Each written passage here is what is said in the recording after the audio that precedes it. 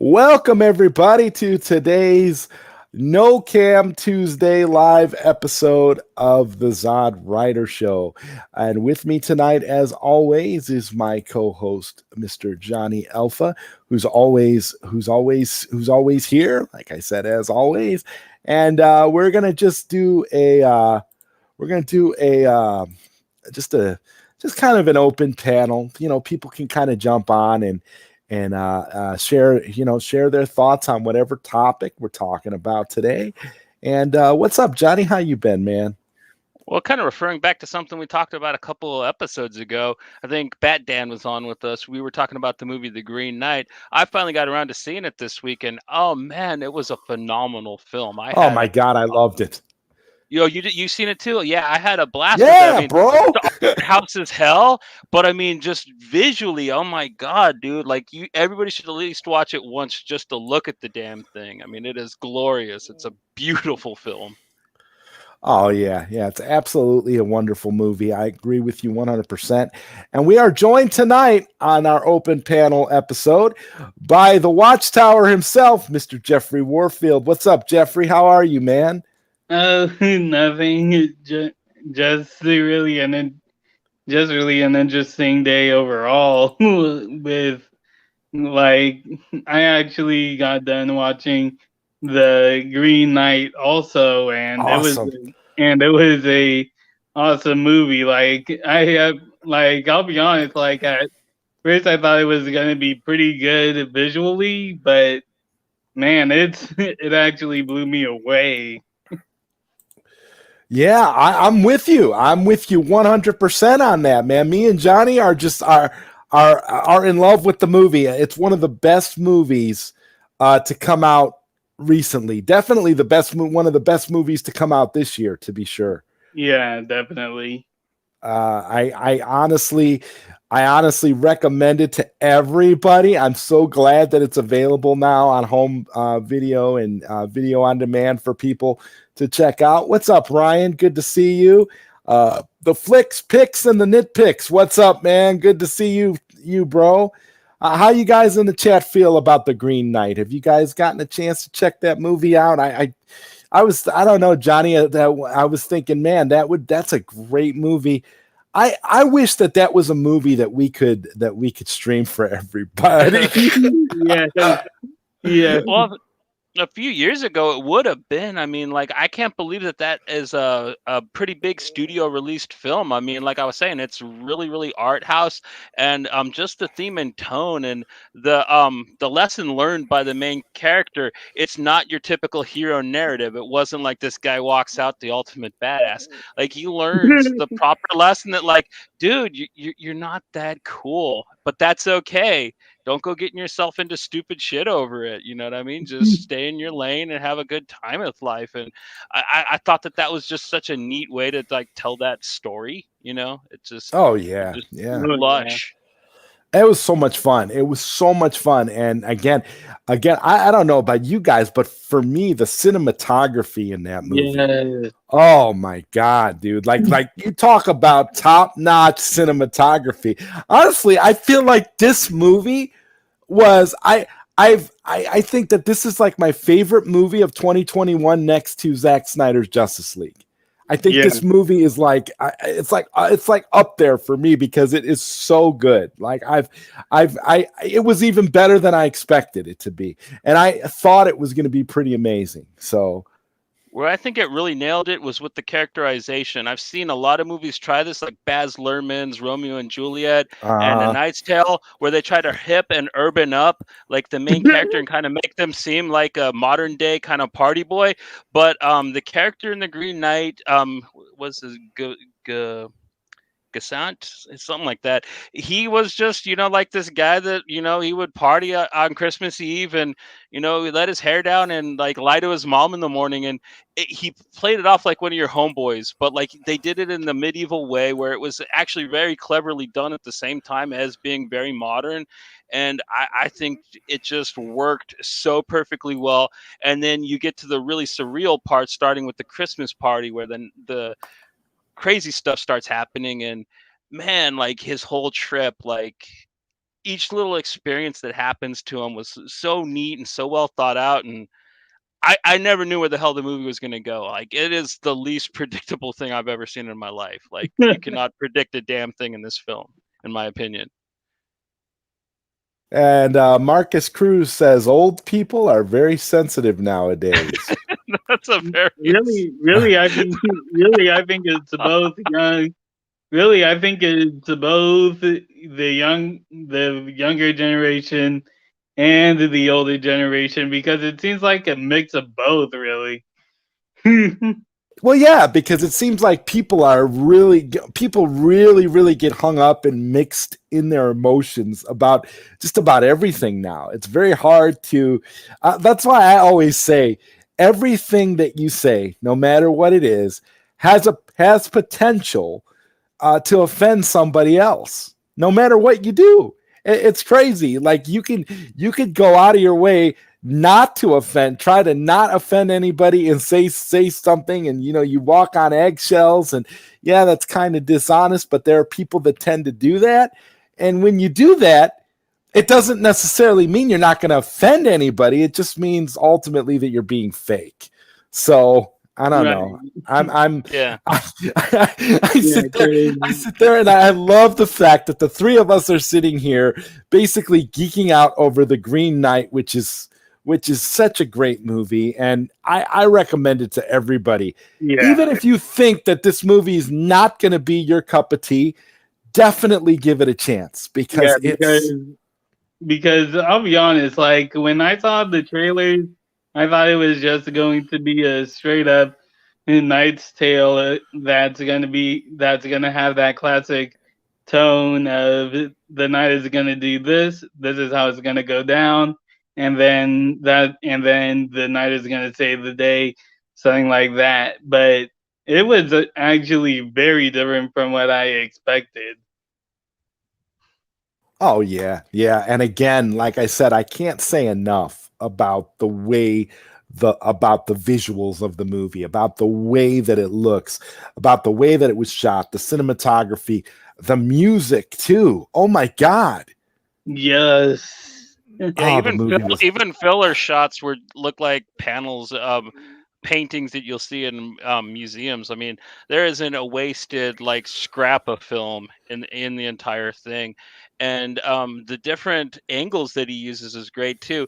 Like it's one of the earliest scenes, and it's when he's riding into his uncle's castle for the Christmas party, and just the way like they do that upward view of him like slowly riding up, and you see like the aspect ratio change with him.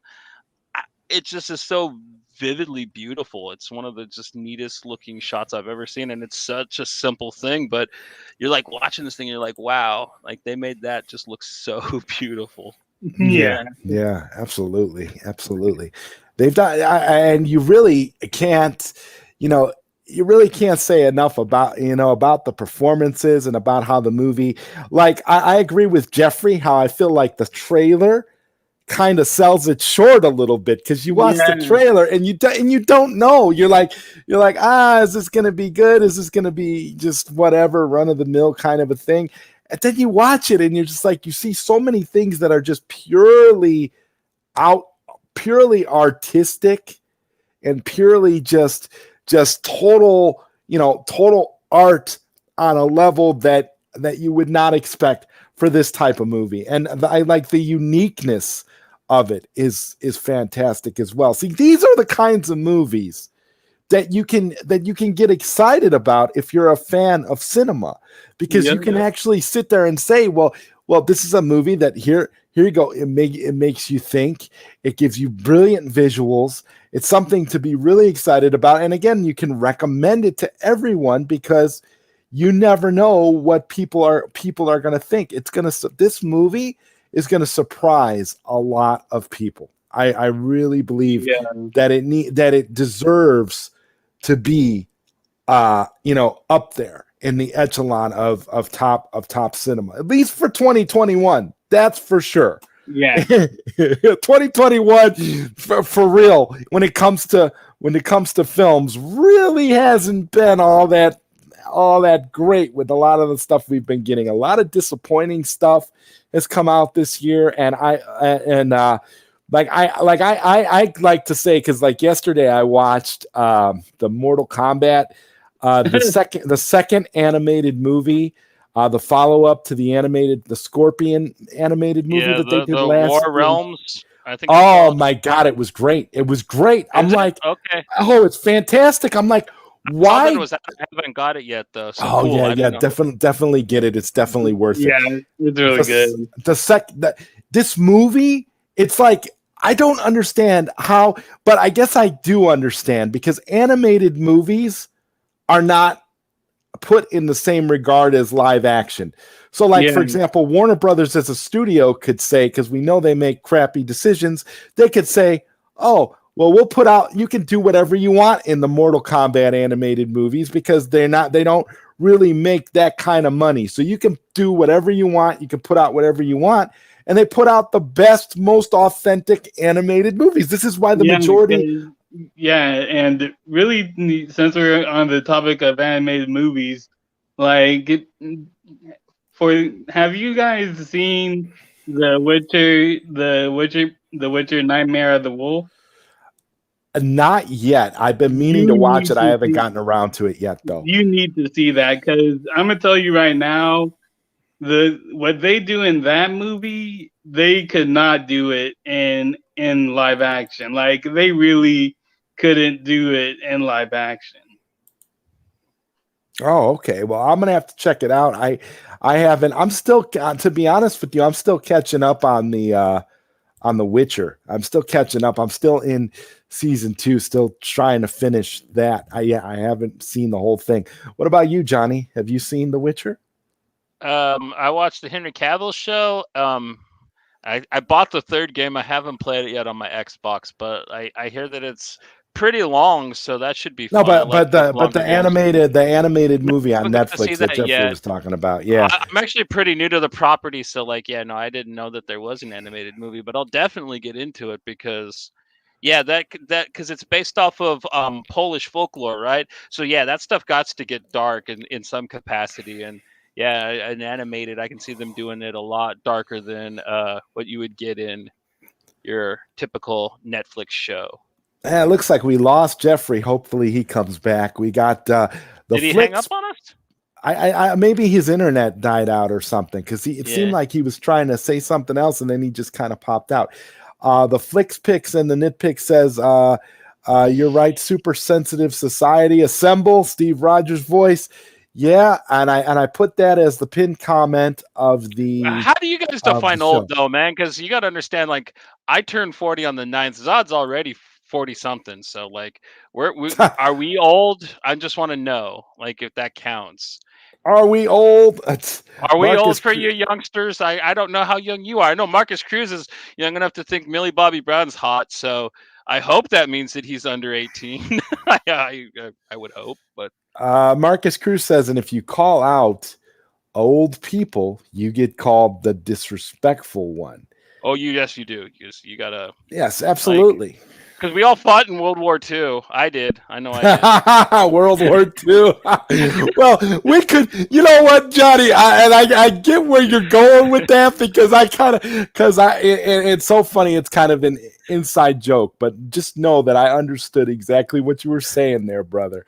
Because we fought in the wars. Remember, we fought. We were veterans of those particular wars. Okay, and yeah. I don't know, man. I'm sitting here right now thinking it's exciting. It's exciting to just talk about all these, these good projects and things that come out. But again, Marcus, we don't want to offend anybody. It's like, here's the thing. Yeah. The whole thing with the old people thing is, yeah. And then if you start actually, I don't even think you can call old people now, because if you do that, you got to call them boomers, right? You say, okay, boomer, to them after they call you disrespectful. I thought that's what you youngins did. I think I saw that on because if you call somebody old, like if you call somebody an old person, then they can then other people can jump on it and start calling you an ageist. Oh, and because you're don't ever start calling chicks old, man. If you call like a 30-year-old lady old, man, they'll get so mad at you. And oh my like even God, that'll be if you're it. trying to get some of that older juice, like yeah, man, you're so cut off if you say old Oh, around that. absolutely. Absolutely, man. I agree with you. It's crazy. You got to be careful, but I mean, but the thing is yeah, but like I always say, it's never okay to disrespect. It's fine to disagree. You just don't be disrespectful. Like I was trying to Marcus, tell people. It's like this, man. Respect is earned, not given. And Right. it doesn't matter how old the person is. If they're not respecting you, then you don't have to pretend to be nice to them back. I don't care how old they are. And that's how I live. Like I've been called out by old people, and they tell me to respect my elders, and I usually look at them and say, "You're somebody's elder. You ain't mine. I ain't related to you. Shut up." And you'll live a lot healthier. You know what I mean? You'll not have that pent up stress if you don't let it get to you, man. Like, Right. do Right. people think that there are weird little rules that make them right in like age in a situation? And don't ever fall for that horse shit, man. Like it's dumb, and don't ever let anybody win an argument with you over it. That's I my agree. advice as an old I head to agree. you, youngster. I agree. I agree completely. It's it's something it's something else with the way people are now. I mean, you yeah, I Now don't know, respect man. me. I God mean, damn it, Marcus. You respect yeah, my old ass. yeah, now respect me. Yeah, respect your elders, god damn it. Like, hello. I mean, it's crazy, man. What's up, Katsuka? Good to see you, man. It's always a pleasure having you here in the chat. Katsuka always tends to join up whenever we do a show. And Jeffrey has returned to the panel. What's up, Jeffrey? Welcome back. Nothing. But so yeah, like just really to get back to the Witcher Nightmare of the Wolf, like really like that movie is just really amazing, especially the third act, man. Like that third act, you could not do that in live action. What style of animation is it done in? Um, Kind of like a mixture of Dragon Prince and the Dragon Ball Super. okay, cool. Yeah, I just was wondering what they expect it to look like, and yeah, I'll definitely Google it after the show because, like I said, I'm interested in the property. I haven't dove in yet, but yeah, I really like the TV show, like the Henry Cavill show. So Yeah, because I'm telling you right now, like that's very crucial to season two. Like it really is crucial to season two. okay, hell yeah. Like what happens in the anime if you don't mind kind of like giving us a little synopsis. Wow, okay. So it pretty much takes place before before Geralt truly becomes a Witcher. It's really about his master, Uncle Vesemir, as they call him. And it's basically the fallout of the House of Wolves. Oh, that's cool. Right on. Hell yeah. So let me just tell you, like it really is something. It really is something, and really does go in depth into the politics of the Witcher world and what it was like.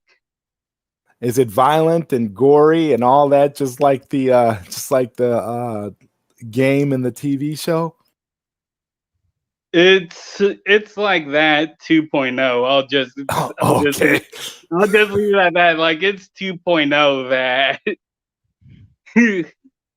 like imagine like here's how like I would compare it to this.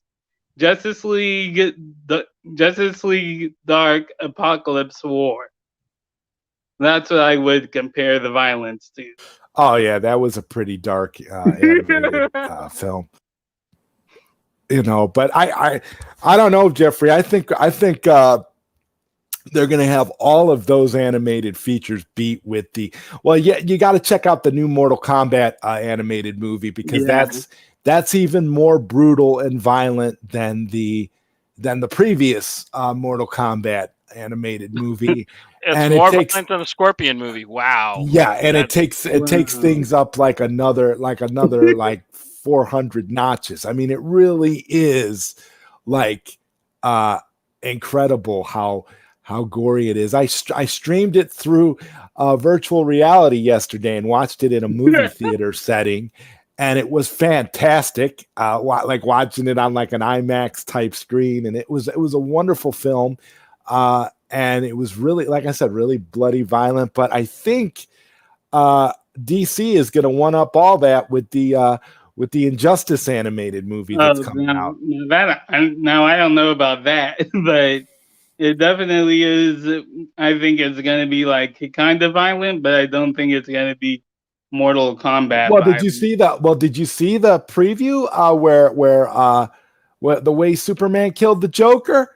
Oh, of course they had to go violent. That was just like how it was done in the game and in the comics. It was really brutal. So I don't know, man. I'm sitting here thinking, man, they don't shy away from. Do you doing think they'll have Clark melt Billy Batson's face in the movie, like in the game? Because that was one of my favorite dark parts. Well, now it depends on the rating. That depends on the rating. I have no doubt it's going to get an R rating. It's got to get an R rating because what was the last one that got? Didn't Long Halloween get an R rating? Yeah, part two did. Yeah, so I'm almost positive that Injustice will get an R rating. They have to because there's so many levels of violence that are, and we got to remember the same studio that puts out the modern Mortal Kombat games puts out Injustice. So they try to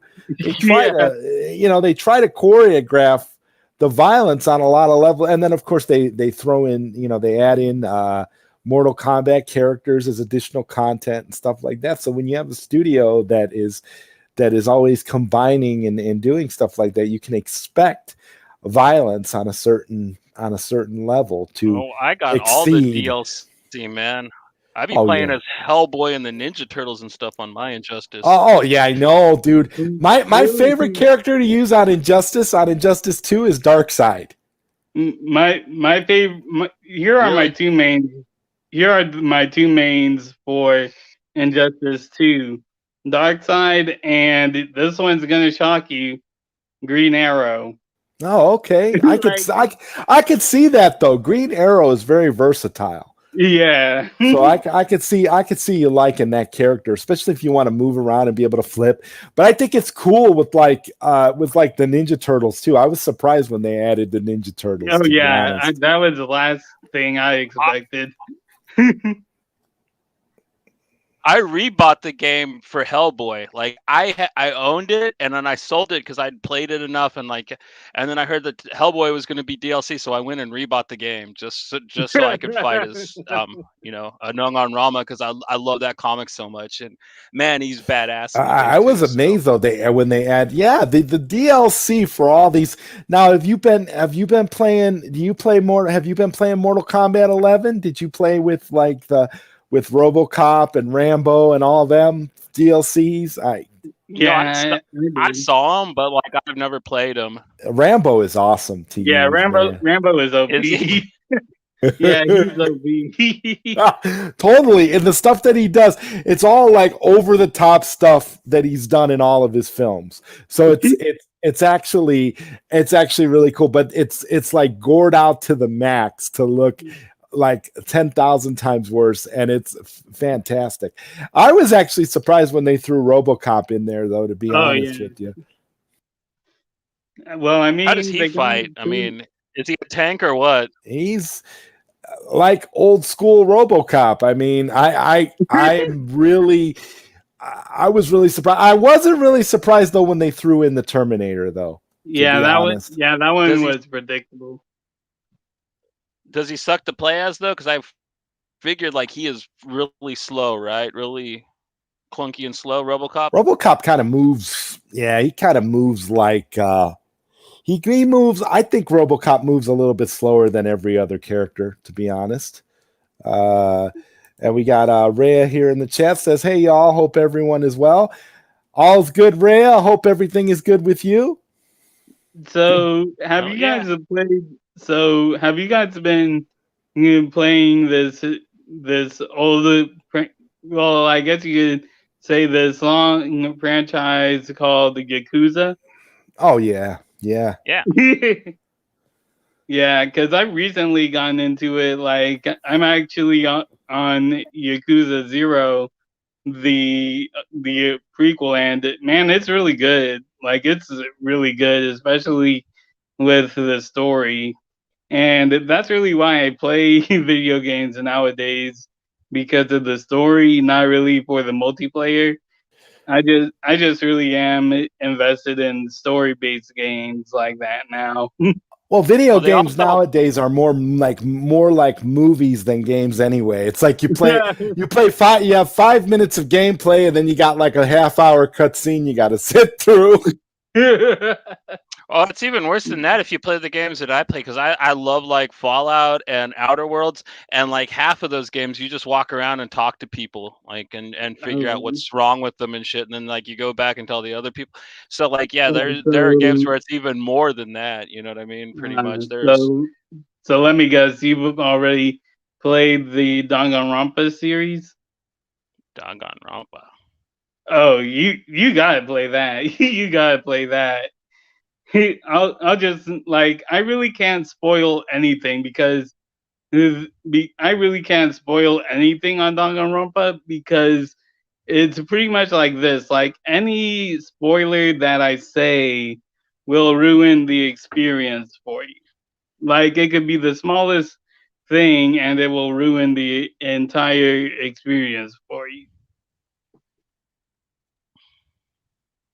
And KP says, "Yeah, I only play MMO and MOBA." Well, are you flicking heads on CS:GO? You Siege, or are you like a Dota fan? Like what do you MOBA or MMO there, KP? So I know a little bit about that world. I have some friends that are streamers, but I don't really like multi MMO type games. I like single player shit, but right. Yeah, me too. But like, yeah, that stuff's a lot of fun. Like League of Legends and Dota look pretty fun. I just never like had a PC that could play them. You know what I mean? Because like that's the problem, isn't it? To play them games, yeah. Isn't that the problem? Like your PC's got to be like God tier PC to be able to run some of these games properly. I mean, I'm over here like super excited because I got one of these little teeny tiny mini PCs that can run like emulation really well and can play PlayStation portable games and can play like Sega Saturn, and it can actually emulate those old systems really, really well. And then like you can play some modern computer games, but not many. And it's kind of like, yeah, the problem with PC has always been an issue of you needing a supercomputer to get the most out of them. And that's the main reason why people buy consoles, because PC gaming is ridiculous. Yeah, because for PC, from what I've heard of, it seems like you need like the back computer to play those games on PC. Oh yeah. And Marcus points out here, Johnny, I'm 17, by the way, same age as Millie Bobby Brown. My birthday is September. She is February. Okay, Marcus, that's cool. I was positive that was the case, Marcus. I do believe that you did say that before when you were asking about her on that one episode where we kind of discussed what her ex-boyfriend had done with her. I just didn't exactly remember what age you said. I knew you as a youngin. 17, Jesus. Wow, Well, live it Marcus, up, man. Marcus, And you're awesome, honestly, dude. That's don't awesome, take dude. don't take any shit, man. Even from me and Zod, man. If we try to lead you down a path that you think is bullshit, just be like, you know what, you guys pack sand in your ass, because I'm Marcus and I don't need to listen to anybody. That's Because it. at the end of the day, man, your opinion is the only thing that should ever matter to you. It's the only thing that you have in life that's 100% yours that nobody can ever take away from you. So Right. don't 'Cause, ever fucking sacrifice it to anybody for anything, man. Exactly. Keep that shit. Exactly, yeah, man. 'cause really in this world that we are living in right now, if you can, it's like if you can't offend anyone, like if you're nice to, everyone likes you, it seems like you're doing something wrong. But in a sense, like, you know what I mean, like like you could be the nicest person in the world, and everyone can like you, and but it's like if you can't, but if it would be weird, pretty much in this world that we're living in right now, if everyone liked you, like that's really, like it would be weird if just everyone liked you right now, especially in a world where whatever you do, someone gets offended. Well, when me and Zod met each other, we were both trolls in the comment sections of YouTube, and I legit got kicked off of Facebook twice for being offensive, and they won't let me back on. So yeah, honestly, like you're gonna piss somebody off. No matter. You know what offended the people the most that got me into hot water on Facebook? I posted a Jesus meme of Obi-Wan Kenobi. It was Ewan McGregor, and it was this funny um what's it called, meme that said like, oh, you're probably too embarrassed to reshare this post because you're ashamed of the person in this picture, which is like a typical thing that like I'd seen Christians post, but it had a picture of Jesus, but this one had Obi-Wan Kenobi, and I thought it was hilarious. And like, oh my fucking god, the Christians on Facebook did not think it was funny in the slightest bit. And yeah, I had a bumpy ride for the rest of my short term on Facebook. It's ironic though, because Ewan McGregor did play Jesus in a movie Oh around yeah, that that's same right. time. That's right. Did he really? Wow, I didn't Yeah, even know he that. did. Yeah, so them kicking you off was like ridiculous, because again, he actually did play Jesus. I can't remember the name of the movie right now, but there is a movie like that, and it was fairly recent, around the time that you got kicked off of Facebook. So Whatever. I maybe hated that maybe place anyways. I'm way happier on Twitter, man. Like I found my friends and my people I actually like can talk to and enjoy their company on Twitter Oh, way more than I did on absolutely, Facebook. Yeah, So absolutely. yeah. Like, And really, right now, and really, like it's like someone actually pointed this out to me, that really it does. That's actually pretty funny and ironic in a way. That someone told me that the calmest and most chillest fan base right now are the horror fans. Because he said that because someone actually pointed this out, that yeah, people do say that, oh, who would win in this and who would win in that, like the Freddy versus Jason thing that went down. Like they actually said that, oh yeah, we do have those conversations, but we're really chill about it. And really, like, you don't really see the confrontation going around in the horror fan base. no, you got to get to the fringes of it. like when you get to like the disturbing side, you're better off breaking off with the people that are way off on that fringe anyways. But yeah, if you're just a typical horror fan, you're not going to have much acrimony. Like if you just like, good gore flicks or good slasher movies, and you just enjoy the campy and the trash nature of it.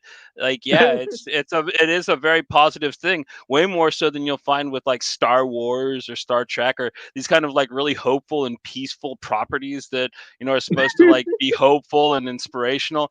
Like yeah, no, your Freddy fans and your Hellraiser fans are probably way more chill than your Luke Skywalker fans. That's on the real. That's a good point, Jeffrey. I really like you brought that up. But yeah, like speaking of horror movies, like what was the first horror movie that you guys saw? Because really, like I'll be honest, like I wasn't really a hardcore. I really didn't get into the horror genre until Get Out. Like I really haven't really been really interested in the horror genre until Get Out. But I will say the first horror movie that I saw is really something that is really technical with you. Like you're gonna have to get really technical with it. Like my first horror movie that I saw was Coraline when I was a kid. Like The so, cartoon, the Neil Gaiman cartoon. the one that Leica made, Coraline. Yeah, it's based off the Neil Gaiman book, right? Yeah, It's like a puppet show, puppet cartoon. Yeah, yeah, that's horror. I mean, yeah. Because I don't know if you know this, but apparently the parents actually questioned. The parents were all over Twitter that saying that they questioned the content in that movie because they actually found it disturbing. Because this is the thing, the parents found it disturbing, and the kids were really oh, terrified I with got the some. movie. I got something to. I got Me and Zod can both drop this on you. The actual what were considered like kids movies when we were young are all considered so disturbing and fucked up now that they say they ruined our generation. Like when we were kids, man, we watched stuff like Secret of Nim.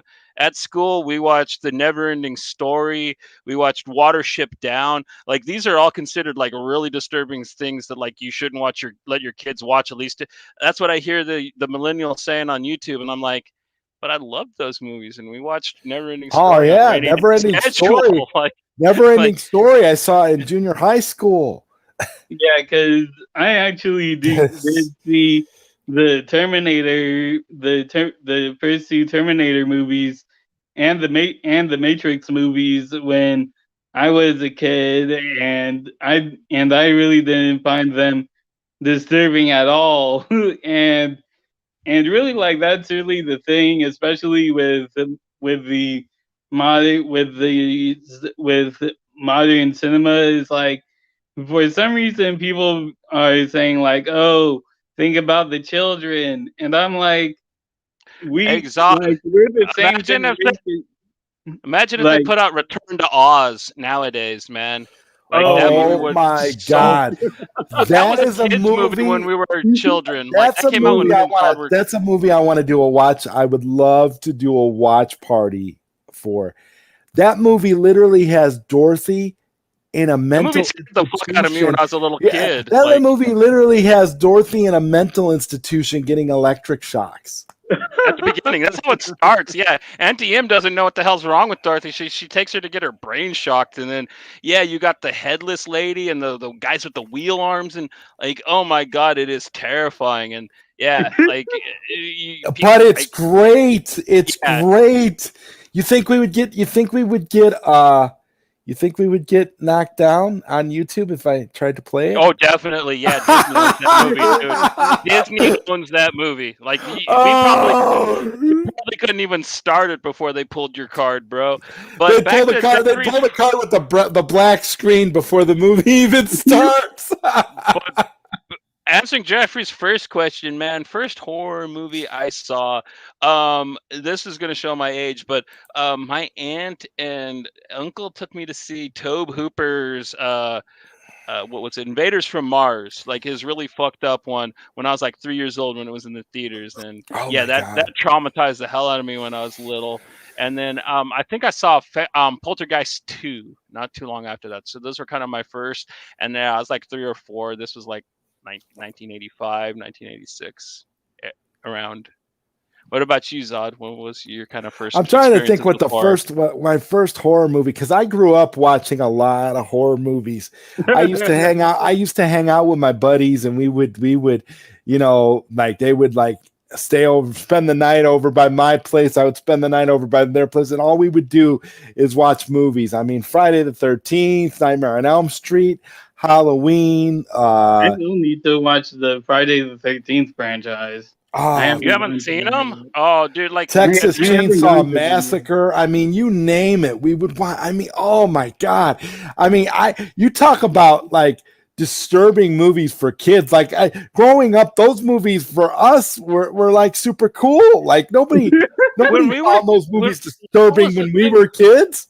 When we were kids, our parents didn't mind. Like when the titties came out, that's when they'd be like, "Don't look at the TV," and they'd Oh get yeah, mad yeah, at yeah, us yeah. for The watching scene, it. the scene in But the the scene in murder Beverly story, Hills Cop, the scene in Beverly Hills Cop where they go to the strip club where Eddie Murphy yeah, takes the two other policemen to the strip club and he busts up the heist at the strip club. That scene, yeah. Cover your eyes, like for yeah. real. But that was like the whole like yeah like you shouldn't be watching this, but yeah, never mind the thing with the machete. That was cool though. That was cool. Like Now, I will say this about the Chainsaw Massacre movies. Like, I'll be honest, those to me were really kind of boring, and really it had to do with this. Like I've never really been like really with going into like the horror genre. Like for me, like my personal favorites are really the horror movies that are really psychological. Like I don't really like Return to Oz. That's a yeah, psychological horror movie. because yeah, like to me, like Coraline, if you really think about it, it's a like for you a watch kid, it's Hellraiser? really Hellraiser's good, man. Hellraiser's nice and psychological. All no. Clive Barker's stuff is it's really really mental, really heady. Like it's also kind of kinky, but Rawhead also Rex. don't watch Raw Head Rex. That like read the short story. That's good, but like the Irish movie is terrible. It's terrible in a good way, but I don't know if you'll appreciate it because like the Texas Chainsaw Massacre movies, I get what you're saying, but I actually watch them as comedies. I think that the guy that plays the dad is one of the funniest people that ever walked the earth, and like I cannot take the movie seriously when he's like whacking her with the stick and giggling, and they're in the truck and like he's taking her back. Like that is some of the funniest stuff I've seen on film. I mean, that shit just kills me. Well, Ooh, nice one, Garbage Baby Pail Girl. Kids? Remember Garbage Pail Kids, the movie?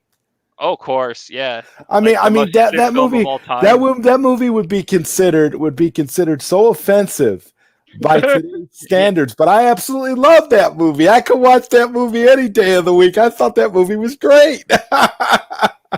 Oh God, it was so bad that it's amazing. You know what you do? You watch Garbage Pail Kids, the movie, and you watch Howard the Duck back to back, and you're in a different it'll put you in a different frame of mind when it comes to cinema.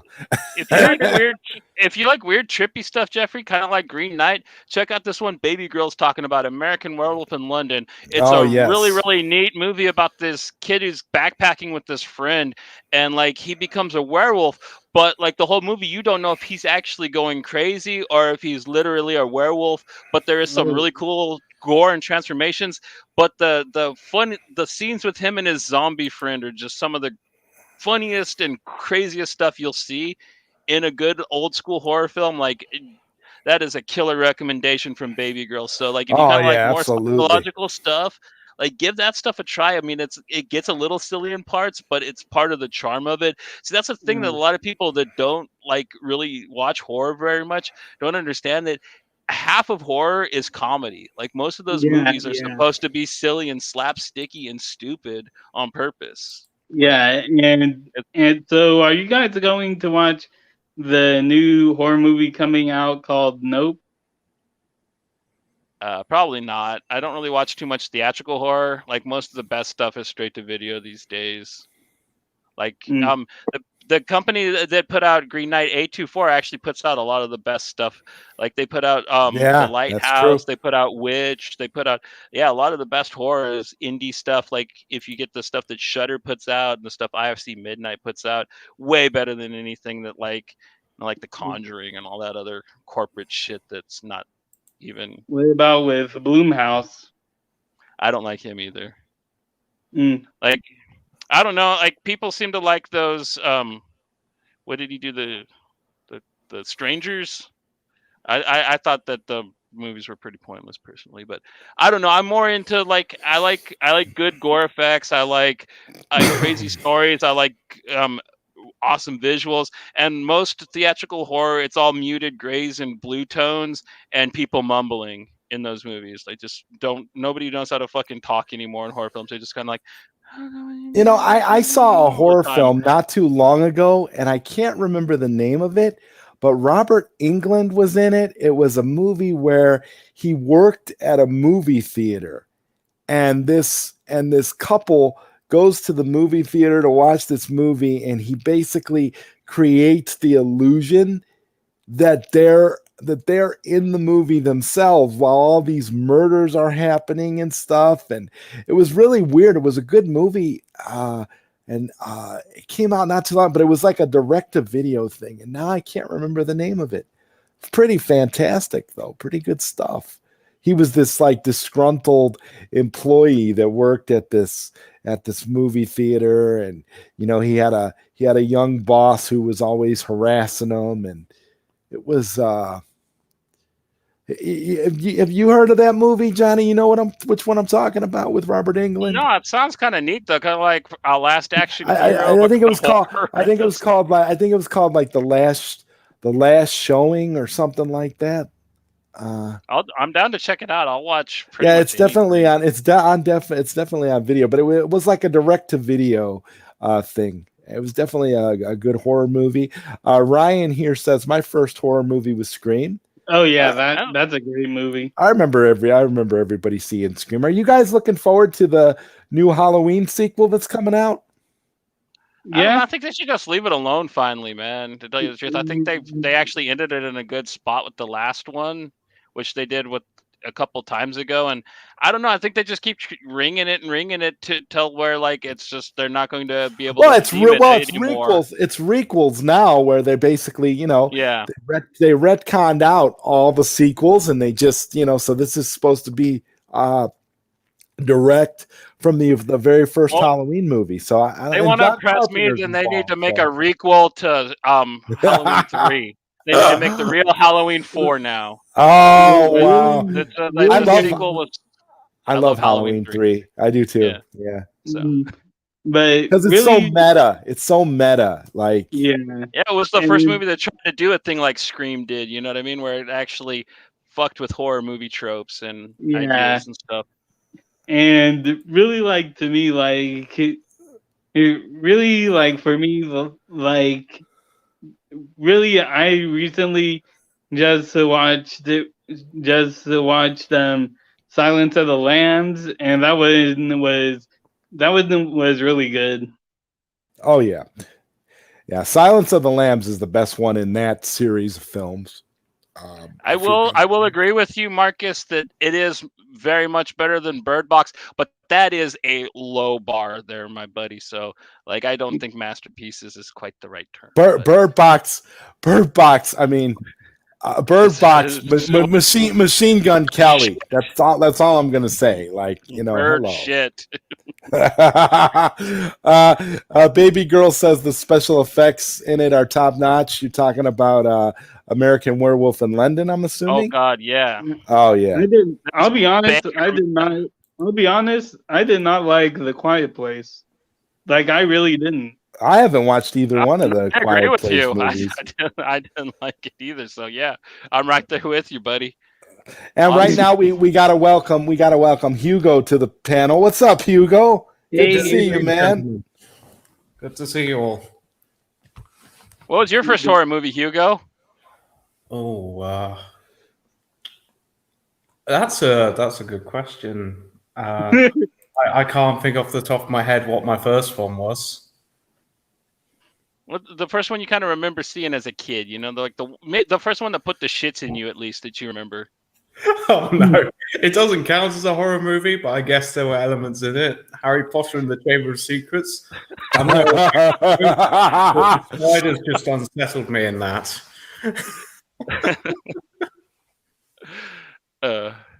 Katsuka says Scream is dope. I love the series. And Baby Girl says The Thing is another fantastic sci-fi horror movie. I agree.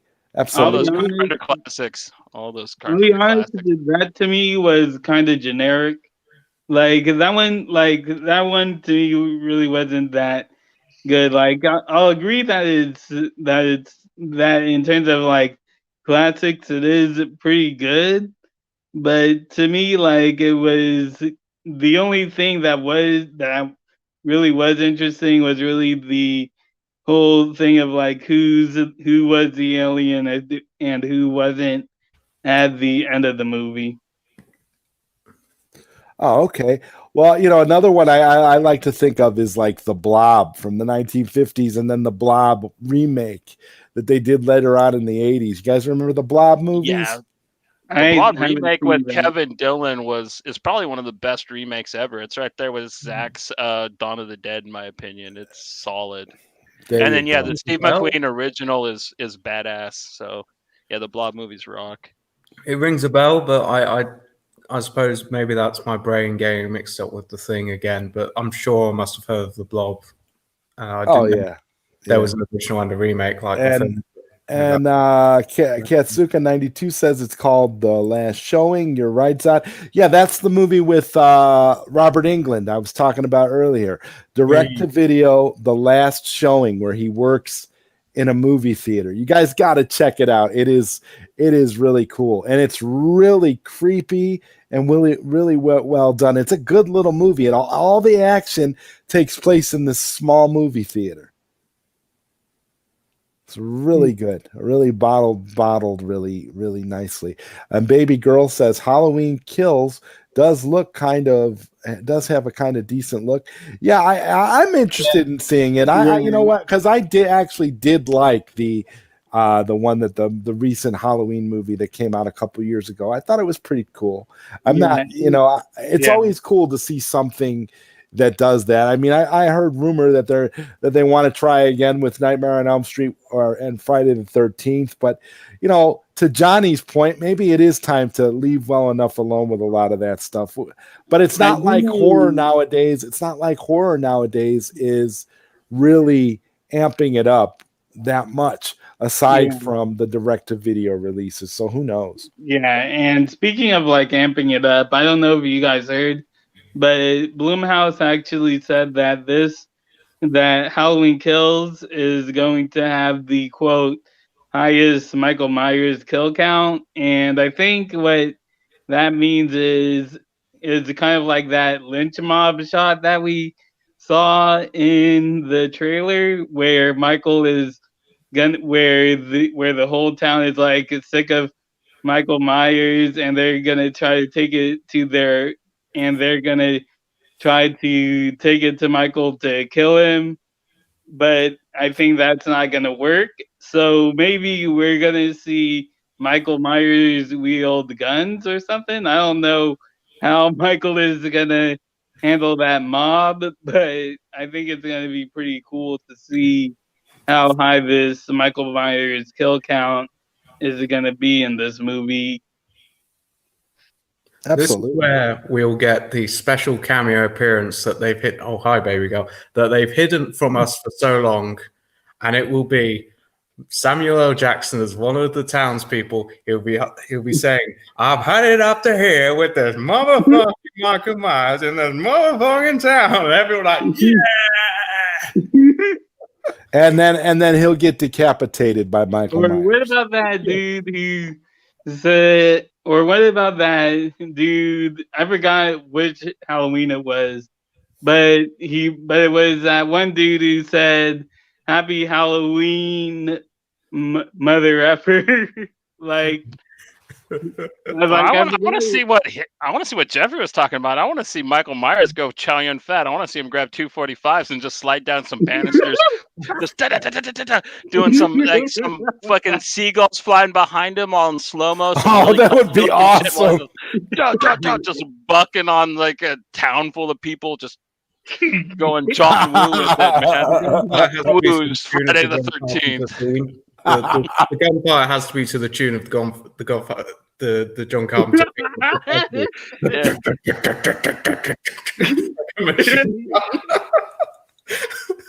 Oh, that'd be fantastic. That would be fantastic. I mean, if you want to do something different and you want to do something impressive, that would be the direction to go. like just Michael saying, "Man, forget this knife. This isn't gonna work for this lynch mob. I'm gonna go get a gun." Yeah, he's gonna be two-fisted. It's gonna be all like hard boiled. He's gonna go hard boiled on him. It's gonna be insane. You know, Johnny, what's the line? Give a man a gun and he's Superman. Give him two and he's God. Nailed it. Give him a gun, he's Superman. Give him two, he's God. Yep. Oh, and Simon says, "What's up, Zod? Everybody, what's up, Simon? How you doing, man?" Oh my God! And Baby Girl says the Blob remake was dope. And Ryan says The Fly 1986, awesome horror David movie. Yeah. fucking Cronenberg, absolutely. Oh, yeah. Anything from Scanners. David Cronenberg from that Scanners, man. Those Scanners movies, dude. Oh, yes. Cronenberg was amazing. Great stuff. His kid's actually really good too. His kid put out a film called Possessor early this year, Brandon Cronenberg, and man, is it badass. It's about like this lady who can like go, they have this machine where they go into other people's heads and kind of take over their consciousness, and then they make them kill people and kill themselves, and that's kind of the way they do hits in this version of the future. And it's this really kind of convoluted, fucked up noir story with some really brutal, gory kills. Really, really just neat, esoteric sci-fi film, man. I cannot recommend Possessor enough. That dropped on DVD at the beginning of this year, and it's got this brutal death. They kill Sean Bean, of course. Sean Bean always dies, but like this is probably his most badass one because they stick a fireplace poker up in his mouth and then up through his fucking skull, and you see it. It's just like, and you hear the crunch, and it's so well done. Like, it made me shiver, and like I'm a gore hound, so. Yeah. Before you mentioned the killing, Johnny, I just instantly thought of being John Malkovich. Oh yeah, it is a bit like that, but yeah, it's a little more explained of how they were able to get in and control people. Whereas that movie, you're just like, okay, man, who gave me acid again? When you watch John Malkovich, it's amazing watching that film and seeing how it ends, and with Charlie Sheen being in it as John Malkovich's best friend in the subplots. It's like he did not act like that. He looks almost like an older version of how he looked in that film before the fast forward. So, guess since we were talking about horror, like in your head, so do you think that so what do you guys think about about Kevin McAllister being the Jigsaw killer, the original Jigsaw killer? Oh, I love that myth. That is the greatest thing ever. That Home Alone is just a prequel to the Saw films. I've loved that. Oh God! Yes, I hope it's true. I want it to be so true. Like that would be. Would that not be epic? And then it's eventually revealed that that's the case. Would that be fantastic. That's the universe with Michael Myers picking up guns and putting his knife down to do hard boiled. Well, you guys did see the one commercial where they had Kevin McAllister driving an Uber, or an Uber or a taxi, and there was somebody that was in the car and he was telling the story about how his childhood was ruined. Oh, is this a follow up to the Amazon Alexa one that I haven't been aware of? Wow, these Home Alone sequels are coming. He was driving a either a cab or an Uber. I'm not sure which. I can't remember, but it was funny because he was telling whoever was driving his story about Home Alone. He was basically telling the Home Alone story. It didn't just happen once; it happened twice. Oh my god, it's awesome! But yeah, that is like the best horror theory ever. I'm like, yeah, because totally down then with it actually adds into the question that a lot of people are in the comic world are like, who would win? Who would win it with a year of prep time between Kevin McAllister and Batman? It's a running funny debate, kind of like with Ultra Instinct Shaggy, where it's just like something fun, like, hey, with how much Kevin McAllister has done in these Home Alone movies, who do you think that Batman could be? Do you think Batman could be Kevin McAllister with enough prep time? I He think would, and we. he'd make him Robin, and then before he became Jigsaw, he was the fourth Robin before he broke totally bad. I guess that's the true full origin of Kevin McAllister. oh yeah. Kevin McAllister would actually be justified to eventually become a horror villain. I mean, let's be honest. I mean, if anybody's justified, when you think about, you take those Home Alone movies at their core, absolutely horrible for any child to have to go through anything like that. If that was, I totally, that's where we're totally, I could totally buy into that. Like, it would make such perfect sense. What's up, Belle Reeve? Good to see you. How you doing? God, I love Belle Reeve. Every time she pops up in the chat, I light up. Oh my God, it's Belle. God, I I just love want Belle to. Reeve. I just want to see Jigsaw. What's his name? Tober. I forget the actor's name. In that sweater now, in the Kevin McAllister sweater, doing the hands on the face. That's a visual that needs to happen. Tobin Bell, yeah. right? Yeah, Yeah. that's his name. Yeah. But I mean, as a Jigsaw, as him actually being, revealed as Jigsaw at some point, I think that would be like the best thing for that franchise. Yeah, because then it makes you think about the Home Alone franchise in a whole new light. At least the ones with Kevin McAllister. It makes you think like, oh wow, this kid really has gone through a lot of stuff in a young age. There's a mid prequel in there somewhere, kind of like a Rogue One, where he gets a hold of the wet bandits or the sticky bandits, what have you, and they play the first game. You know what I mean? And he really becomes Jigsaw, and that's a film that needs to get put out. Get Steve Buscemi, get what's the other actor? Not Steve Buscemi, get Joe Pesci, get Daniel Stern back, and yeah, man, have them get tortured to death by Macaulay Culkin. And I actually still remember watching a video about some of those Kevin McAllister, about those Home Alone traps that Kevin McAllister had, and it had doctors saying like, oh, how many times did they die? Or and they were like, and most of them were like dead, injured, very severely injured, dead. like it's so funny. So they basically took every trap and rated the level of severity from injured to death. Yeah. Wow. Well, yeah, like real world. Yeah, there's no way they could have survived a few of them. Like you would think that. Yeah, Kevin McAllister would have been a murderous child, but at the same time, he's defending his home. Kevin McAllister is Bruce Wayne before the theater accident. Especially in New York, like really think about that. Like especially in New York, where he is really home alone in a very lonely, in a very big place, and he still finds still finds so many ways to put out these deadly traps and in this in this hotel that he's in, and he's like, okay, then I'm gonna go here. I'm gonna do this. I'm gonna do that.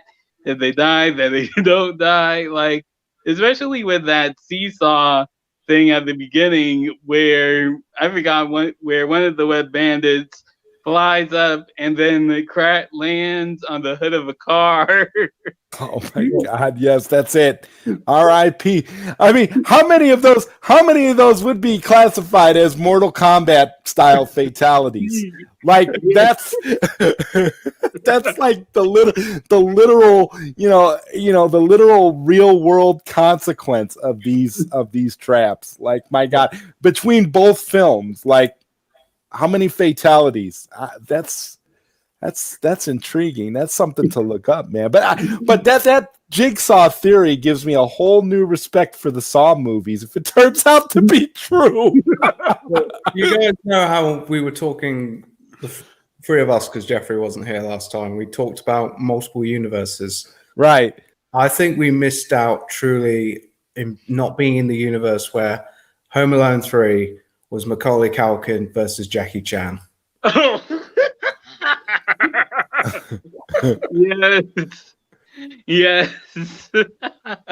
I still think I'd have to give that one to Macaulay Culkin. Honestly, dude, like that kid is brilliant. Like when you think about it, the intricacy of these traps that he created, it's like wow. Like, Yeah. Well, I mean, just for the spectacle, we know that Kevin will win, but it's Jackie trying to avoid all the traps. Oh yeah, but he would end up killing Jackie Chan.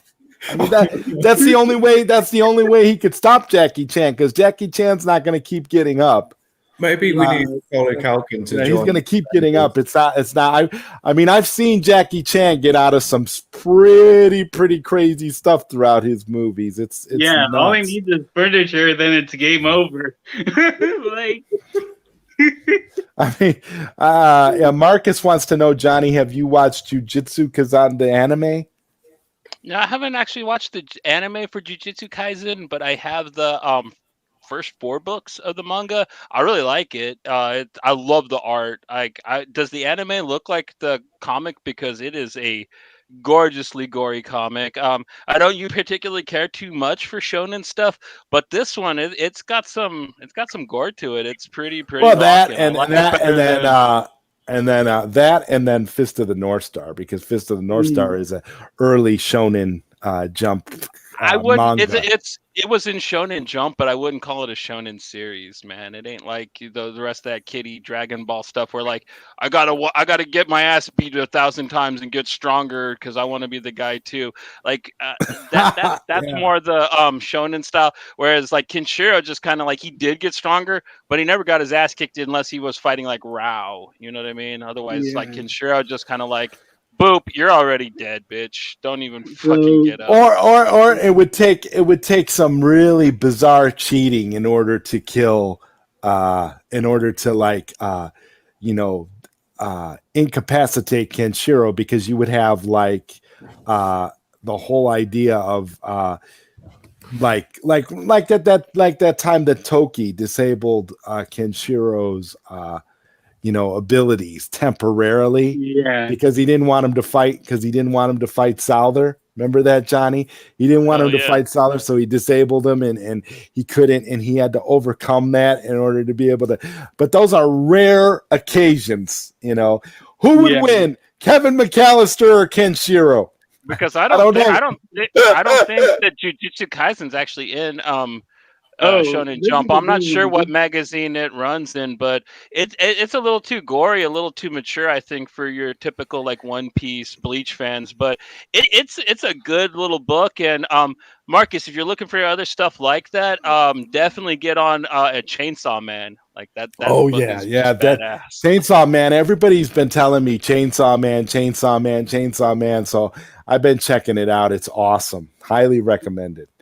So, have you guys seen the newest anime called the Shaman King? Not yet. It's actually pretty good. Like, I'll be honest, like it is like it is pretty basic, but it really is pretty good. Like it's not like the typical shonen anime where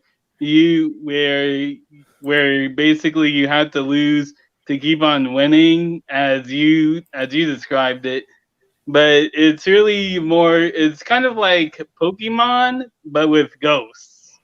Oh, And okay. like that's really the best way I could describe it, and it really is very good and really does have a lot of heart to it, actually, especially with one character that I guess you could call a mini Sasuke, but but yeah, it really is a really good show. And Marcus Cruz says here the Shibuya arc in Jiu-Jitsu is already considered the greatest arc in manga history. Oh, wow. Well, even more than Dororo, like that's a bold claim. Like I maybe for like contemporary stuff, but like I'm not gonna. Dude, there's another chapter of Berserk coming out. There's a final chapter of Berserk. It's Oh, not really? gonna be the final. Yeah. It's not gonna be the final chapter. Well, not the final chapter. Well, the final chapter that we're going to That get we're from ever the gonna original get. creator. I mean, if somebody no else one's takes it over, No one's gonna touch it. No, people have too much respect for Miura, man. Like, ain't nobody gonna fuck with that book. It's done. And with And- that, we got to welcome Rushman. Welcome to the show. What's up, buddy? Thank you, man. Yeah, I'm doing good. Like, what about you and all the others in the panel? What's So up? far, so good. Yeah, what was I'm your first having a horror movie, great- Rushman?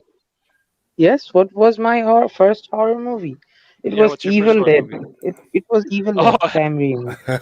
And Fuck yeah, like, this kid if rocks. technically, Alright, he wins. if technically I say about my first horror movie, it was Jaws, Steven Spielberg's. Because like Okay. that shit, like I was like around 6 years old or 7.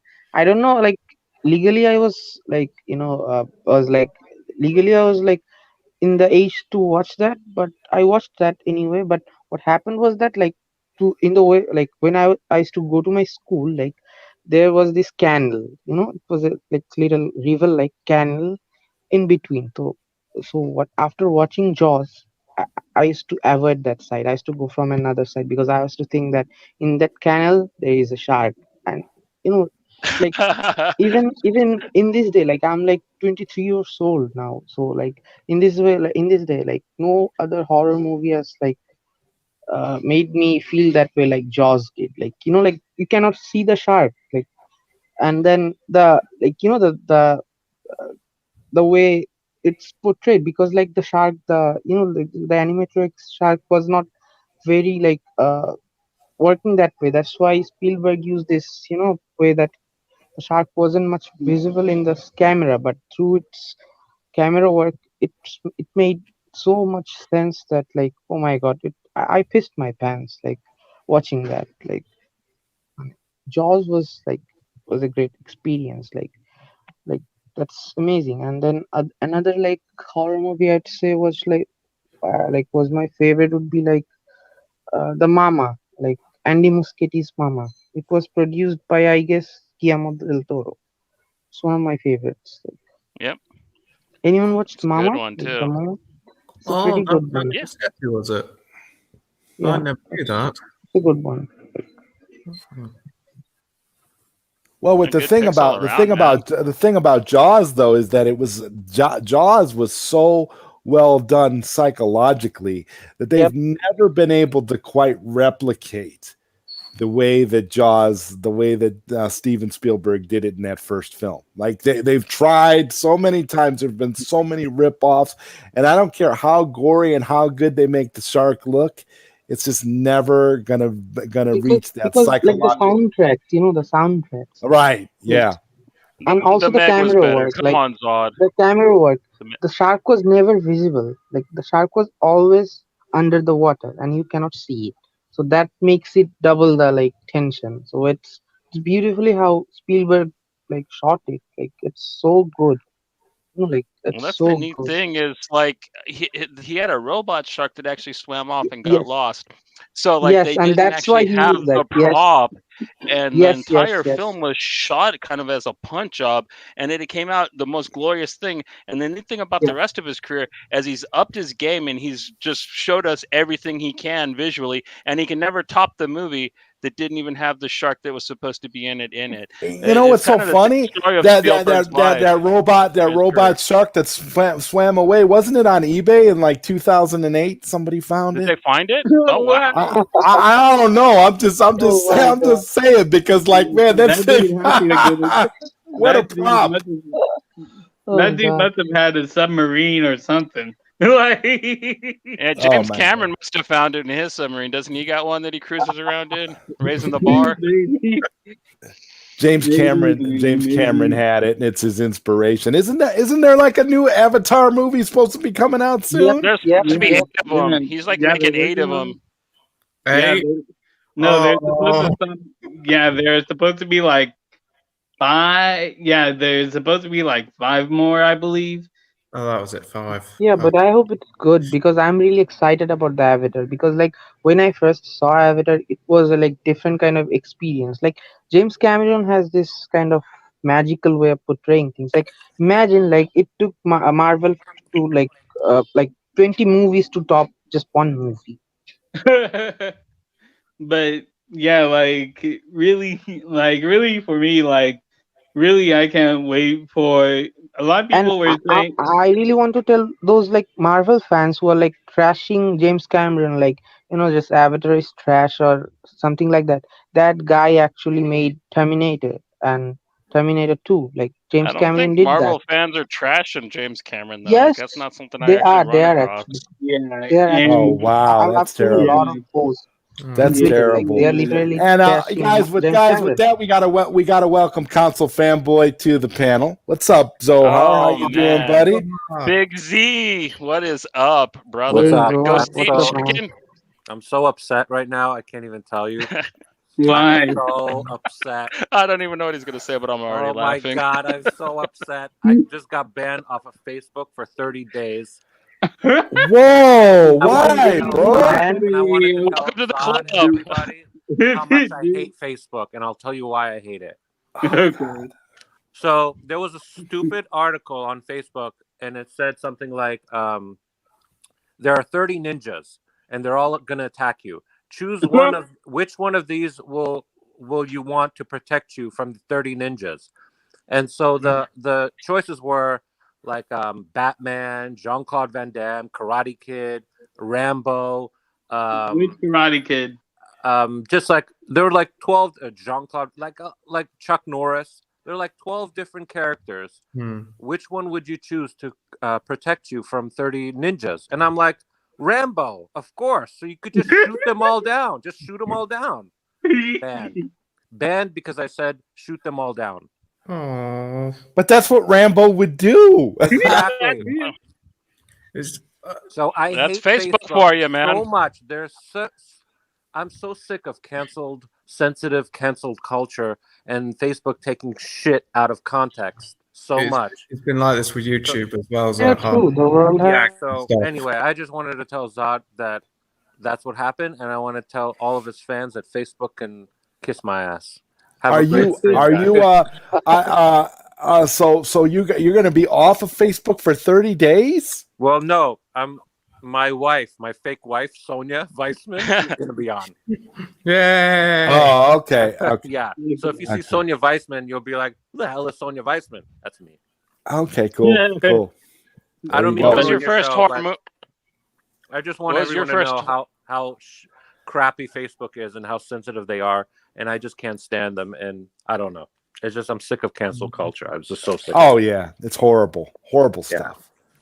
What was All your right. first like horror movie, in the Zohar? beginning of the like My first pandemic, horror like movie? for years, like Yeah. Facebook was my like Nightmare most on Elm important and Street. like the first like kind of like social media. But like right now, I'm like about like 4-5 months. I'm not like visiting Facebook, like Yeah. because like Oh, like, you know my the first horror pandemic has movie? done one good thing for me, like that is like that I stopped liking or like that social media life that I am disliking it right now. I'm craving for the real life experiences. So it has done good To answer your actually. question, Nightmare on Yes. Elm Street was my favorite. I mean, my first horror movie until I saw Black Widow. That's my second. That's my real. That's my horror movie for real. I'll be now. Yeah, You're and, breaking Really, my I'll be heart so honest. hard. and then Suicide Squad. Oh, so Oh, yeah. Is actually the way- big penis. It's way scarier. I'll tell you. Nothing is I'll tell you scarier. right now. Speaking of cancel culture, I'll tell you right now. With just from the Joker stuff alone, I can tell you right now that once the Ayer cut is released, that one of two things are going to happen. Probably both. Yeah. One is that there's going to be two hashtags. One is either going to be cancel David Ayer for writing Joker that way, and two is going to be cancel Jared Leto's Joker. Oh my God, yeah. You know what? I thought Oh, Freddy yeah, Krueger's cancel. glove was scary. Nothing is scarier than a penis on Suicide Squad. Oh my Anyway, goodness. peace Oh, out. yeah. Yeah, Baby John. Yeah, Oh yeah, that's right, Baby John Like- Cena. The penis was scarier than the actual villain. It's gonna go well with people. Was there Wow. a penis in Suicide Squad? Suicide Well, I watched the it on- penis from Suicide Squad has really derailed. Everybody Yes, was and silent it for a moment. Itself, it was I didn't- scarier than I didn't Star see Wars. it. Whose was it? Whose did they show? King Sharks? No, some random dude, like those freedom fighters. Actually, one of them Oh yeah, was that's like right. naked. That's He right. got caught. Wow, I don't Okay. remember seeing the penis. Yeah, I when watched it on my TV on HBO Max, so I don't really remember a dingus in there. It wasn't like say Zack Snyder's Watchmen with the big blue fucking meat swinging Yeah. everywhere. Like that one is that's what left an impression. I remember when I went and saw The Watchmen, there's this little stoned Asian girl sitting next to me, and every time Billy Cudup's blue meat was on fucking screen, she'd be like, it was so cute, but I was a little nervous too. I was like, I'm glad she's giggling so I don't have to do it, man, because that shit is kind of funny. You wanted to giggle. You wanted to giggle. How do you like your steak? Definitely not blue, man. That's all I can say.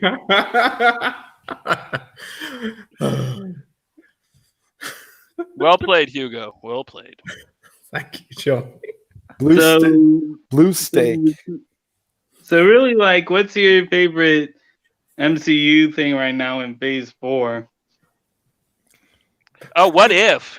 Man, I watched Yeah, the What first If is 3 episodes awesome. of that. The What If T'Challa was Star-Lord episode. Probably the greatest thing they put out since in a long time, in my opinion. I really just enjoyed the hell out of that and the different take on the characters, and it was more of a noir story, even though it was still the same story as the first Guardians of the Galaxy film. Really clever, really well done. Blew me Absolutely. away.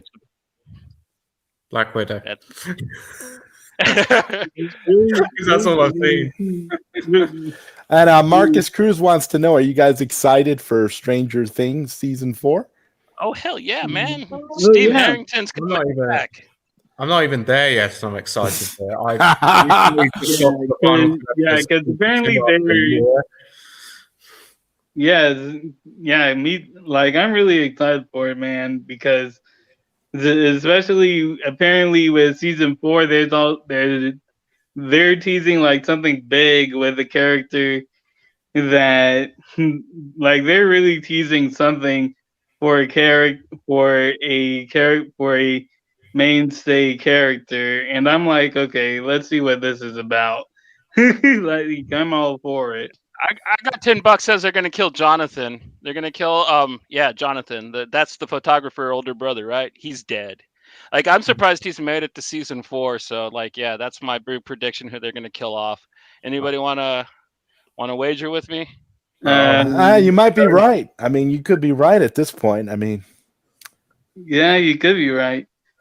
Right. Well, don't give away anyone who's died in season 3, because, like I said, it's been a year since I've been watching it with my friend on his Netflix because of COVID and all.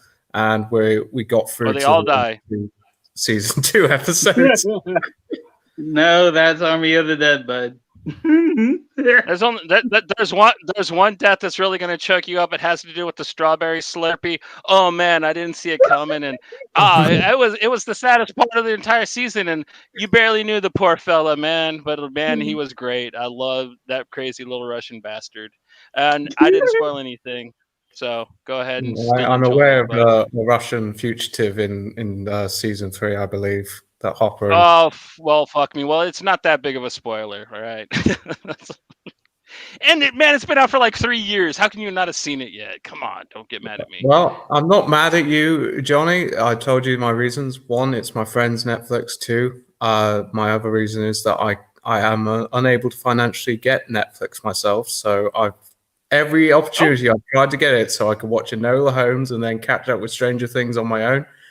Oh, just bad luck Use after Zods. I use Zods. That's how I watch Netflix. ZodWriter. And I'm not joking. My thing with my friend Sam, so I kind of would feel unfair if. Yeah, but see, Johnny, we're in the same region. Hugo's in the UK, so it might be a little difficult for Hugo. Yeah. And It's great. but, yeah, like speaking of Stranger Things, have you guys seen the Fear Street trilogy? Yeah. Yeah, No. so apparently the person that was the showrunner for that trilogy is actually one of the creators of Stranger Things' wife. And so if you guys see a lot of similarities between Stranger Things and Fear Street, that's why. Well, it makes sense because Fear Street, like, it really did a great job. Like, they've tried since Scream, but this really cutified the slasher thing. They really kind of made it this kind of cute, teeny thing that really worked on a level that, like, I've seen several entities try. Whereas this one really worked on kind of the same level that Stranger Things does with the actual interactions between the kids. So, yeah, that's a neat connection. Like, I can see that there. So. I liked Fear Street all in all. I mean, it was definitely because like it's written by the Goosebumps guy. It's definitely just like Goosebumps for edgelords. But man, it's a lot of fun, and it's a really cute little slasher thing, man. Like if you ever That's what we need to do. That's what we need to make for Netflix, Johnny. We need to get together, do a series, and just call it Goosebumps for edgelords. I think that would be, that would be an actual good, like a good offshoot label of Goosebumps, and Netflix would probably buy it because they love new and innovative ideas. I think we should do that. Goosebumps for edgelords. Like really, if you were to tell me like for a zombie movie that we would have cared for zombies, I would have said that you're crazy. How would that even work? But then Netflix is like, you know what? Give it a shot. Like, well, let's do it. Well, they tried it before. Remember that Arnold Schwarzenegger movie? What was that called? Meg, where like his daughter was the zombie and he was trying to get her someplace. Yeah. Oh, such a great film. A fantastic performance from one of my favorite actors, Mr. Schwarzenegger. Yeah, it is a very fun film. I won't call it. And Abigail Breslin, she's so good in that as well. But yeah, like I hear what you're saying. Like Zach really brought it home, though. But yeah, that like what they did with Fear Street is something that like people have tried recently with certain things. I think they did another one. Like wasn't it called Warm Bodies, where they tried to do like the whole zombies having a romance type of movie? That didn't work. That didn't work at all. Oh no, I disagree. I think it was good for what it was. I loved the idea of being loved back to life, like the Celine Dion album. That actually, Hugo, I think that should be your next film. Loved back to life. That'd be awesome. Wow, dude. You could be like a villain at the beginning, and then your heart you get loved back to life, like a positive. Yeah. Oh, that's interesting. I had been for a good long time. I hadn't actually written anything down, but I had an idea of a film I wanted to do about a villain, And in my mind, I had it as Bruce Willis playing the villain. And he's very jaded. And he's living this life as a supervillain. And everything's just become less of a challenge to him. And he's coming to realize that maybe this life isn't for him anymore, especially with all the other superheroes and supervillains sort of disappearing now. Like, I'd have Ryan Reynolds playing a superhero who's now in an asylum, who for all of his life as a superhero, he believed that he was wearing an outfit, and it was but he was naked the whole time. It was kind of like a parody of Green Lantern there.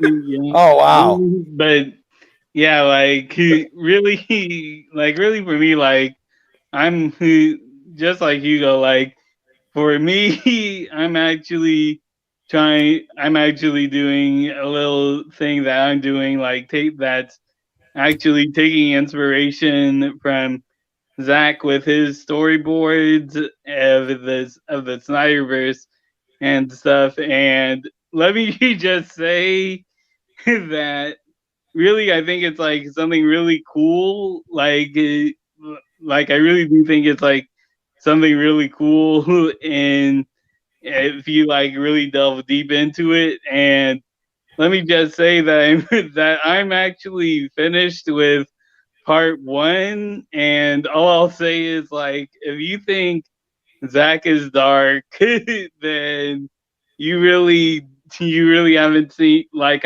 instead of like the like I'll just say this, instead of the Bruce and Lois stuff that Zach had in the original storyboards, I completely got rid of that and instead replaced it with Talia and Damien. Oh. Oh wow, interesting. What the Yeah. fuck, man? Like, and Incest, man. let me just say, with how part 1 ends, I pretty much made Darkseid a straight up savage in the end of part 1. Oh. That's all I'll say on that. But So speaking of is which, your so when is your production coming out? When are you going to act it out, Jeffrey? Is that what you're going to do, or? yeah, I'm actually gonna act it out. Like after, like I'm almost done with the script, and so what I'm going to do is, after I'm done with the script, I'm going to go through all of the DC movies to get the type of voice for each character down, which is probably going to take a month for me to do. So I'm actually thinking about putting it up at DC Fandom actually, because I think that's going to be enough time, also because I think it's going to be poetic, especially with how today went with the DC Fandom versus hashtag Restore the Snyderverse that trended #1 out of the blue in the US. Yeah. But Okay. like I really did make the plot really in depth, and really also kind of added like some new things that a lot of people don't know about that By the Zach way, I actually. have a question, like regarding like Talia and like Damien. Like, what's like? Can you give some tidbits of the story, like little tidbits? Well, really, I'll tell you this.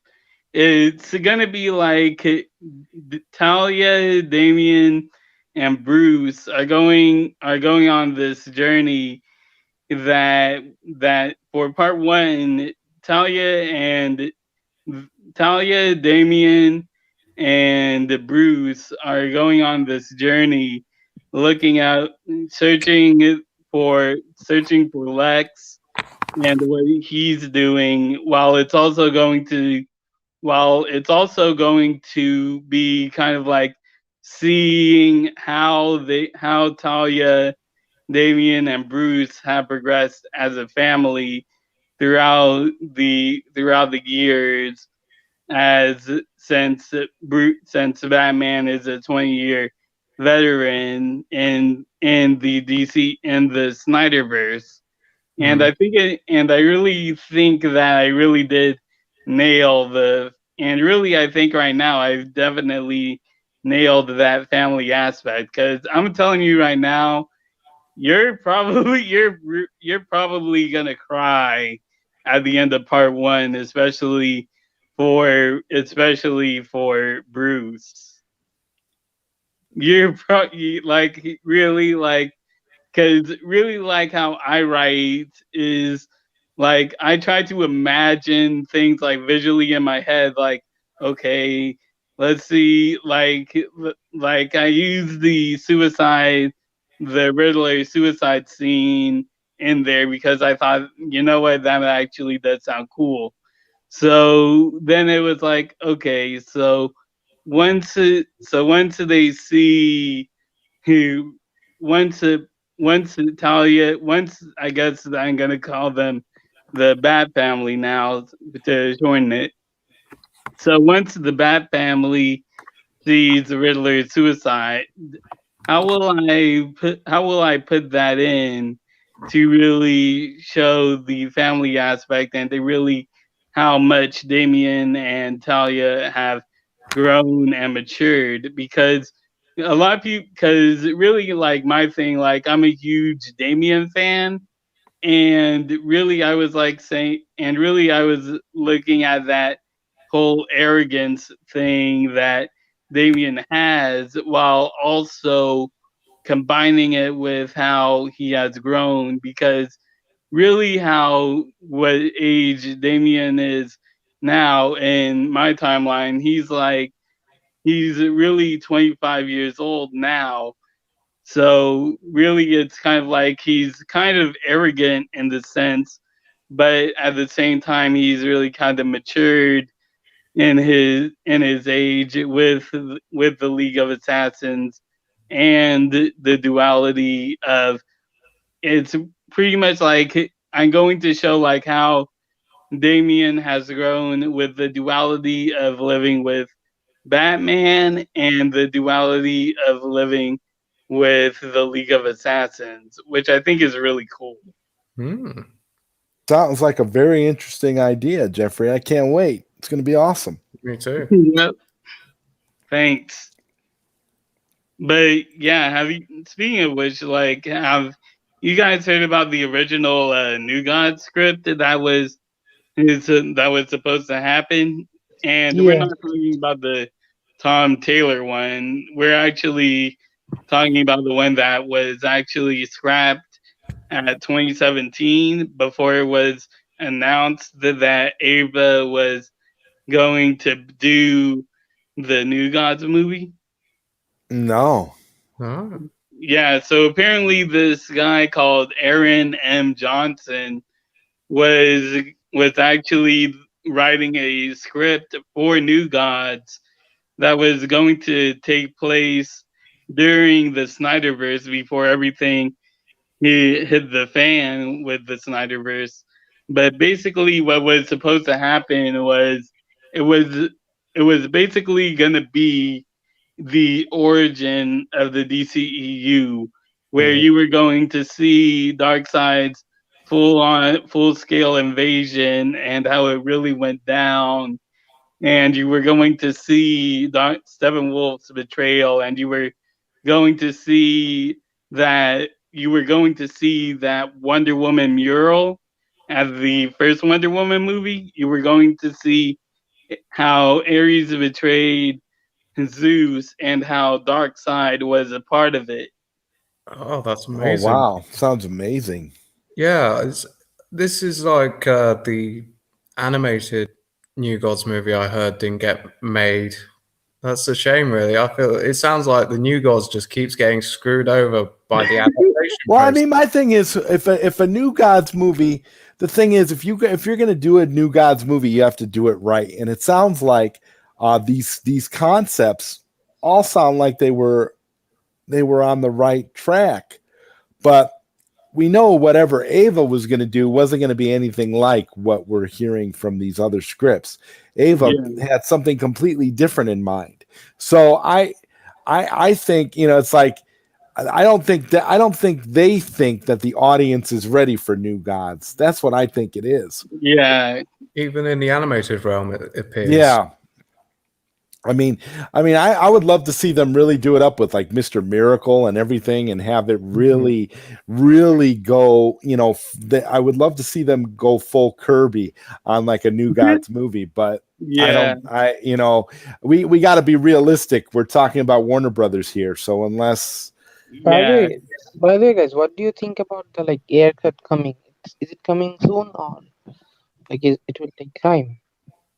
Really, really, all we gotta do is keep fighting, and yeah, like it really, you you gotta really think that it took the Snyder Cut like 4 years to come out, and now the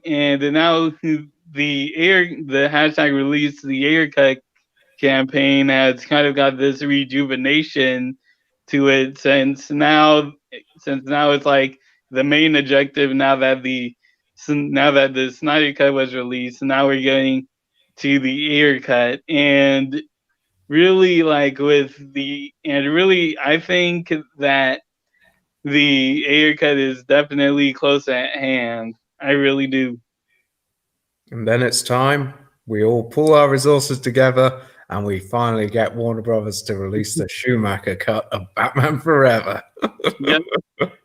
Hey Hugo, I got a really good Batman Breaking Bad type comic for you if you're really interested in that kind of subject matter, because you were talking about like writing something like that. There's a book called Banjax. It's written by a guy named Rylan Grant. It's put out by Action Lab. It's really, really badass, man. Like if you kind of want to like a Batman going bad type comic, like this one's probably one of the better ones I've ever read. Highly recommended. That's amazing. Yeah. If you got Twitter, just inbox me there, and I'll try and. Where do I find you? Oh, the other Who fan. Okay, cool. That's where I find you on Twitter. Yeah, that's my handle. It helps because I can't follow people back at the moment. I need people to follow me in order to build up my numbers, so Twitter lets me follow people back again. But yeah, I actually had a. Wait. Twitter's doing a goofy thing where you can't follow people. Wait, it does that with me where it says you've reached the limit of following people. How many do you follow a day? Do you just like go around and like clicking on dudes or what? Like, because I mean, not on dudes, not on folks. Clicking on dudes. Wow. Wrong. Swipe left, swipe right. What I'm trying to do is I try to just really be strict with who I'm following now, and I'm following stuff like companies and products really in order to just follow people, especially in the Snyder Cut community. And sometimes unfortunately because I'm so nice, I will sometimes just say, okay, these guys followed me, I should follow them back. So I think that's part of the problem too. I'm just too nice sometimes to people. But it's funny you mentioned that, actually, Johnny. I sometimes have been working on sort of comic book pitches for DC that I wanted to do, and one of them was an Elseworlds tale of a certain Batman villain, and what if they became Batman? It's called Batman: A Cold Night in Gotham. So that's night with a K-N-I-T, N-I-G-H-T, sorry. So I think you can guess which villain in Batman's Rogues Gallery becomes Batman in that story. I just need to figure out how to work it, really, but that's the initial pitch. Right on. I just threw you a follow. If you follow me back and give me your Google address, I can kick you the first issue of Banjax, because I have that from a Kickstarter that I can give you. So if you're interested, no problem. But yeah, Mr. Freeze's Batman. Imagine that. That'd be insane. Only if Arnold Schwarzenegger plays him. He is the only Mr. Freeze. You know how like those Heath Ledger fans are like, no one can ever play the Joker. That's how I am with Freeze, man. Like nobody can replace Arnie ever. Arnold is yeah. scenes where he can really What Yeah, killed the 'cause dinosaurs?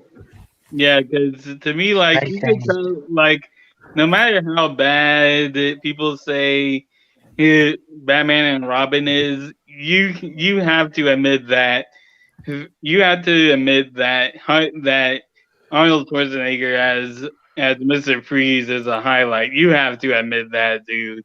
Oh, He how could really I not? did. He It's- really did have fun with the character.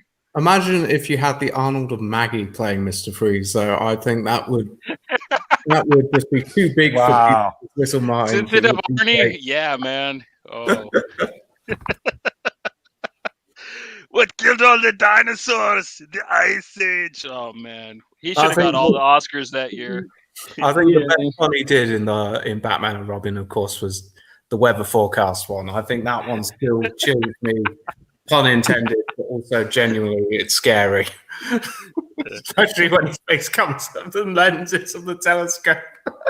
Oh, he did it right. I'd love to see Mr. Freeze, Arnold Schwarzenegger as Mr. Freeze as Batman. That would be awesome. That movie should be made as like an Elseworlds film for HBO Max, and they should just do it. Seeing And Arnold only Nicolas Schwarzenegger Cage- suited up.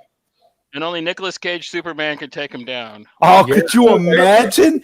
Could you imagine how great that movie would be? The visuals, and they could get Tim Burton to direct. And just for Hugo, David Hasselhoff as the Green Lantern. Yes.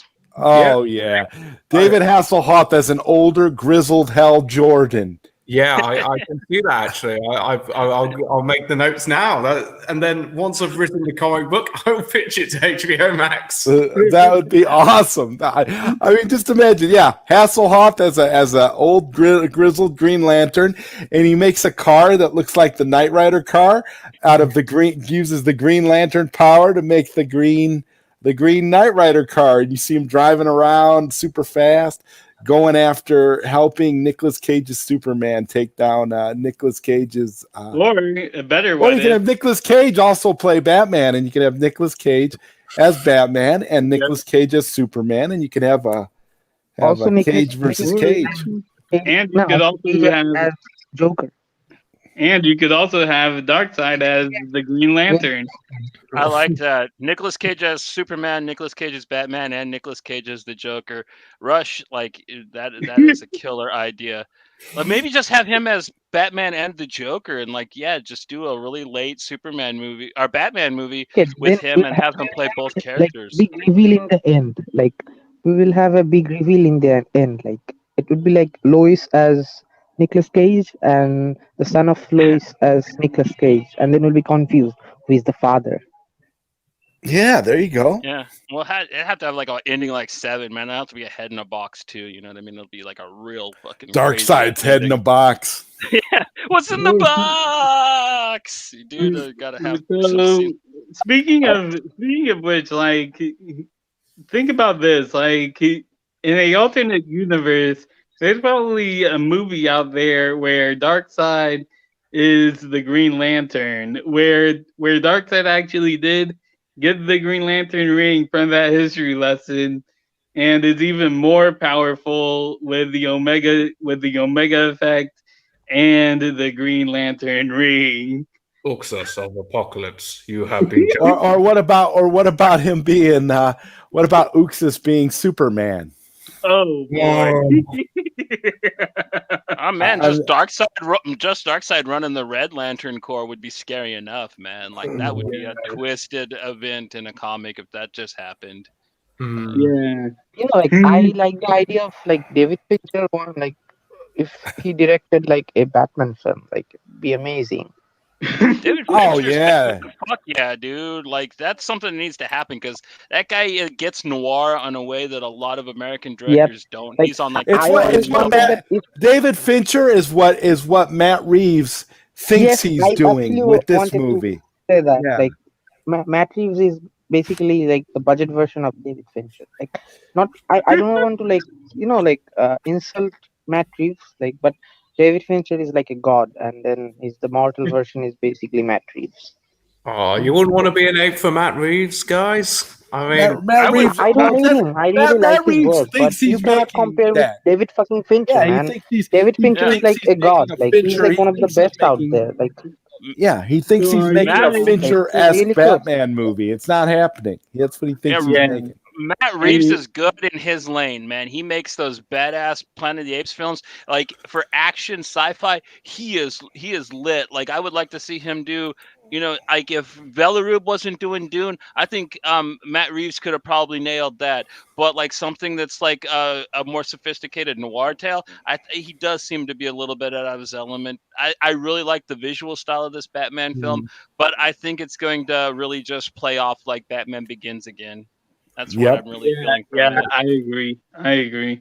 we I mentioned the Planet mean, of the Apes movies, but I mean, what's happening to Rupert Wyatt these days? He directed the Rise of the Planet of the Apes, and then he did that sci-fi movie with John Goodman in the ensemble. And I don't know what he's been up to lately since that film.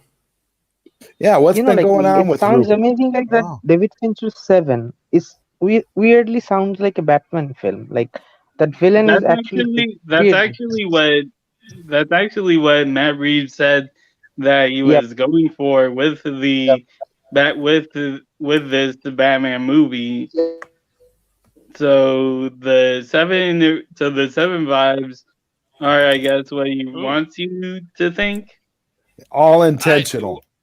because the killer in Seven reminds me a lot of Professor Pig, and like, oh my god, that would be a great character to have as a villain of a film. And with David Fincher directing it, like, of course, like they wouldn't get Spacey back, but they get somebody like, I don't know, I guess maybe Giovanni Ribisi, because he's kind of like little and creepy like that, to play Professor Pig. Like, oh man, like just do that Grant Morrison, Batman and Robin arc, but make it about Bruce Wayne, because of course nobody's ready for Dick Grayson Batman in film yet. But whatever, like Oh yeah, no it one's could be ready for adapted that. really well, and I think it would make a badass film. And I think Are Fincher you could kidding? I direct want the Tim shit out of it. Drake. I want Tim Drake as Batman. I want Tim Tim Drake to be Drake never got to be Tim Batman. Drake. Tim Drake as Rainbow Batman. Come on, we need Rainbow Batman. Dude, That's what we need. the Nah, we Dick need Grayson Damien Batman as a era, Batman. We need the Dick Damien as Batman. the Dick Grayson era Batman was pretty good during the death of Batman, dude. Like that was some of Scott Snyder's only good writing on the character, and then you had Grant Morrison's Batman and Robin, which was amazing. So, which was all about the Dick Grayson character, and then you had books like Black I Mirror. think like Grant Morrison writes Batman very well. Like really Yeah, well. I love Grant Grant Morrison. Morrison writes everything very well, man. That crazy LSD That's true. laced Scott Like is I just really like his like X-Men run, like the new X-Men. Like to me, it's my most favorite like X-Men run, like the new X-Men. that's He actually takes the X-Men mythos to a different level, and it's really amazing how he does it. Like he gives those characters new kind of powers as every evolution takes a new route. Like Reeves is secondary Doom mutation Patrol. happens, and it's really great. Like Grant Read Doom Morrison. Patrol. That shit'll make you shit your Yeah. pants, dude. If you think his that's an X-Men was amazing impressive, work. Yep. That's really great. And Grant also the Morrison. Doom Patrol show actually, like it's really my good favorite actually. DC Like, property. yep, Yeah, the Doom Patrol mine show too. is Like I amazing. I really can't wait like for that season 3. because like I am not a huge fan of Titans. Like because like when I grew up, like I was like 7 or 8, like back then, like Teen Titans was a thing for me, like like comics, and then later the TV show. But what happened was like this live action show, like Garth or like Beast Boy is one of my favorite characters, and he cannot change. He just changes into a tiger. He cannot like Every in now the and then, in yeah, the they never animated. have him. He changed. Yeah, Yeah, it they kind of never have bums him me turn up. into Like turn him It's into probably because he turns into a and monkey all the every time time, and I'm like there's watching all it, kinds it of bumps little me out. Like it's like, what the yeah. hell, man? He cannot change anything else but a tiger. Why he's called Beast Boy? yeah, He should be like called Tiger Boy. Like it yeah, It's the sucks. same I problem mean, I it have just with it bumps me out. too. Like when I'm 'cause watching it, like I really like Hawk and Dove too, and they like I really wish that they would just do solo shows for some of the characters in Yeah, Titans because I think that they yeah, have some strong characters and good actresses and actors that's playing true. them, but they just That's do true. not get to shine on the fucking show because it's kind of written badly. And like you said, Yep. like Beast Boy, like he can turn into a monkey, he can turn into a penguin, he can turn into anything. And The he fights cartoon like show that. just He changes yeah, like that's part of he his changes and battle. fights, changes Yeah, like he does that, and it's kind of his style, and it's kind of beautiful. Like, but the point is, it doesn't happen. He's like changes a tiger, yeah. and it becomes like that werewolf thing. Like he It would becomes be like Yeah, a like if tiger yeah. and Superman could only. It'd be like dumb. if they had Superman in there and he could only fly though. That was the only power they Yeah, give him. Like Yeah, yeah, yeah, basically. definitely. I yeah. mean, Because Yeah. like to me, it's like he only rarely turns in. It might be a budget issue, but really, really, it's like, why would you only turn into a?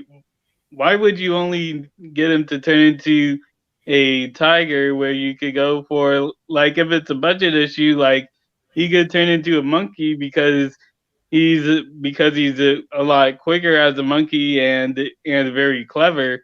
So in like combat, in combat situations, he would be In my able to memory, help like out. CW's Vixen was better portrayed than Titan's. I mean, Gaz. Like in Green Arrow, like CW's Arrow, like there was Vixen. Like so, she was like I feel like better portrayed in regards of powers than like Beast Boy and Titans. That's how I feel. Like she could get other animals like powers, the powers of other animals. So I gotta agree with you, Marcus. Yeah, Chip's run on Daredevil is really good. Actually, pretty much from Frank Miller on, which is the answer to your next question. Frank Miller created Elektra, and yeah, it's yep, old news that he is a genius. But yep, basically from yep. his run on, like Daredevil is the most consistently well written superhero, Marvel, DC, whatever, in my opinion, ever. yeah, Like that's why he is like the only like big two book that like I will pick up consistently, no matter how shit like the rest of their runs are, because I don't know. Daredevil just never gets caught in the funk. Like he is just always constantly well written. That goes with Bendis. That goes And with I Ed kind of like how Brubaker. And Daredevil is like portrayed. Like like vigilantes kind of has a type. They are like the archetype of a different kind of thing. But Daredevil kind of stands out. Like I'm talking about like he's not in the shadow of Batman. Like the other characters I mostly find, but Daredevil I find it his mythos gets much more like enlarged into like not into just typical superhero stuff, but beyond that. That's kind of that what intrigues me and what that Frank Miller actually started like with his run, and then later I forgot his name. What was his name?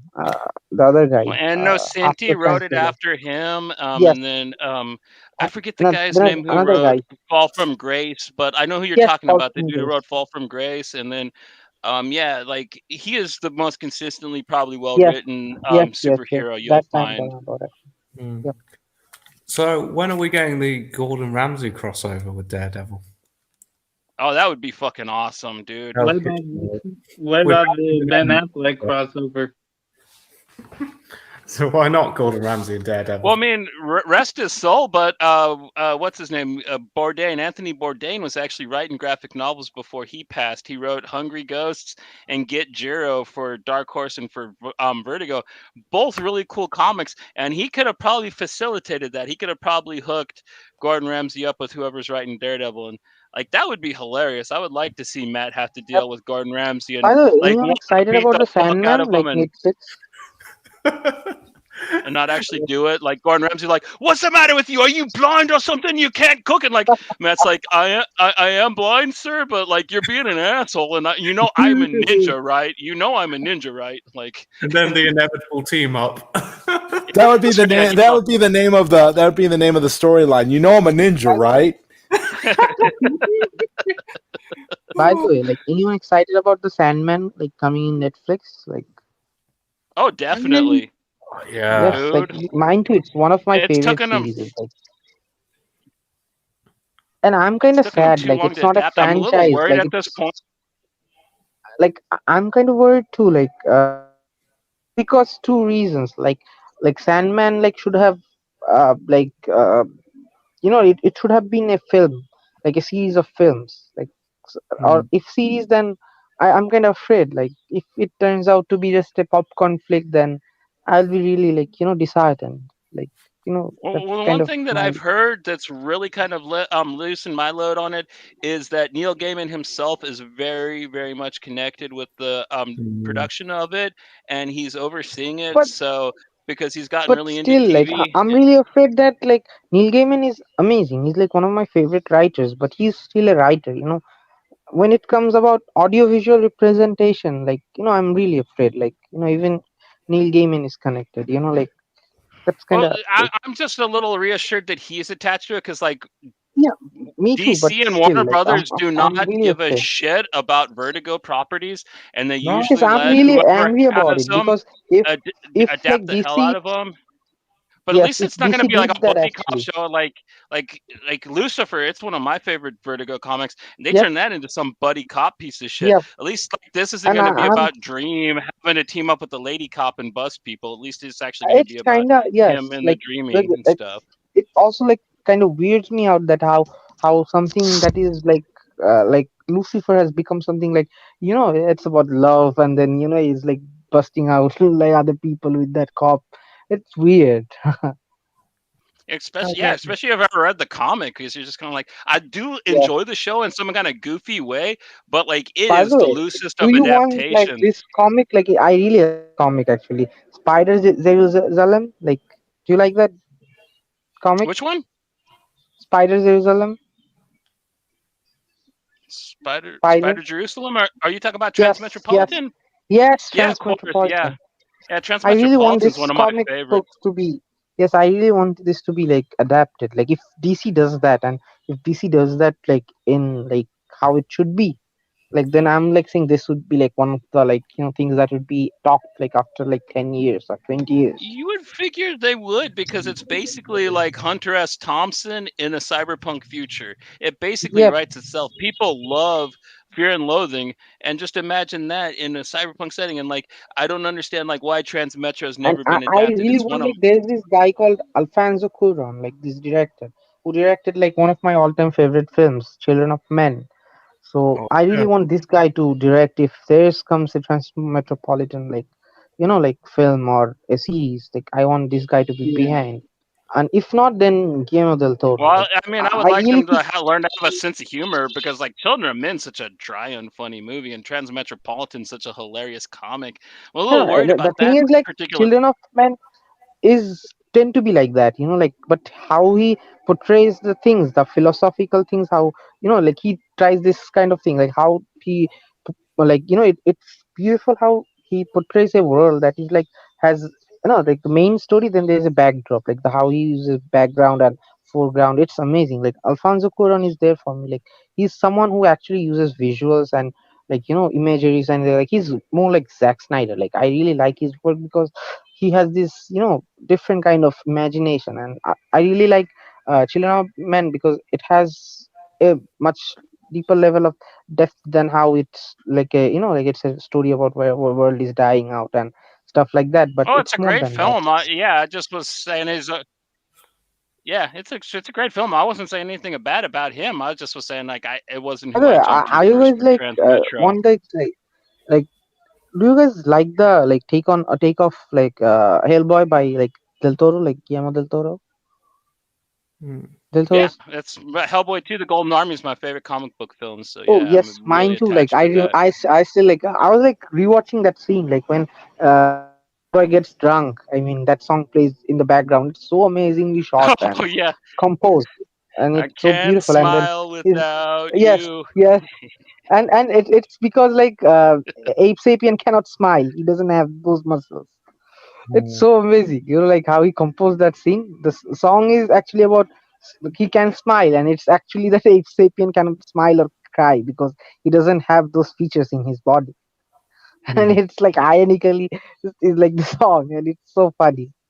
I really like that film, man. But I'm really sad that Hellboy 3 is like it never got made, and the other Hmm. movie was made is a shit show. I really hated that film.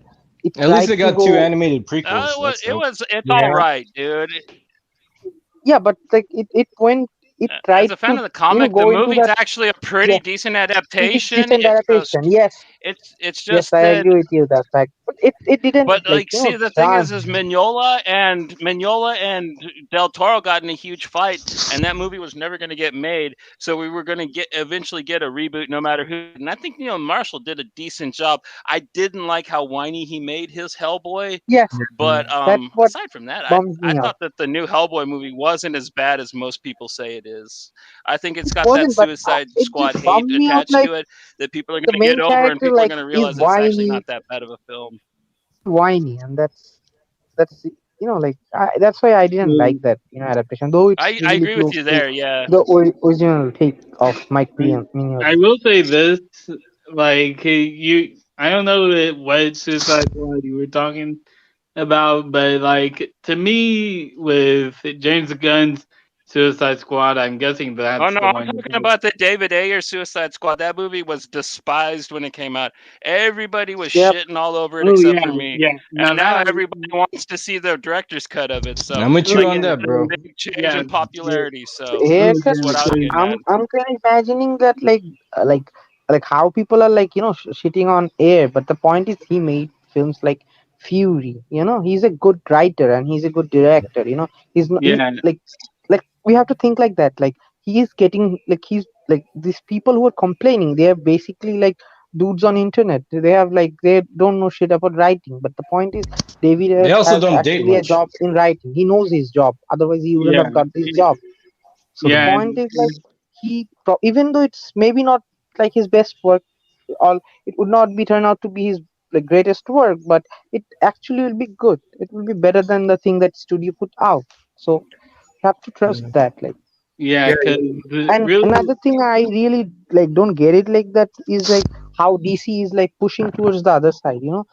They're yeah, not like yeah. they're going to the other side is like they're running. Oh my god, we don't want to be associated with like anything Snyder's or Ayers. But I really like how like the original attempt of Suicide Squad. What the intention was amazing. Like Superman is dead and we need a team. Like this is the most amazing way to start a league or Yeah, a team, and which I yeah, really did not like in like James Gunn's Suicide Squad because it's a soft reboot and at the same time it's doesn't forget about the other characters.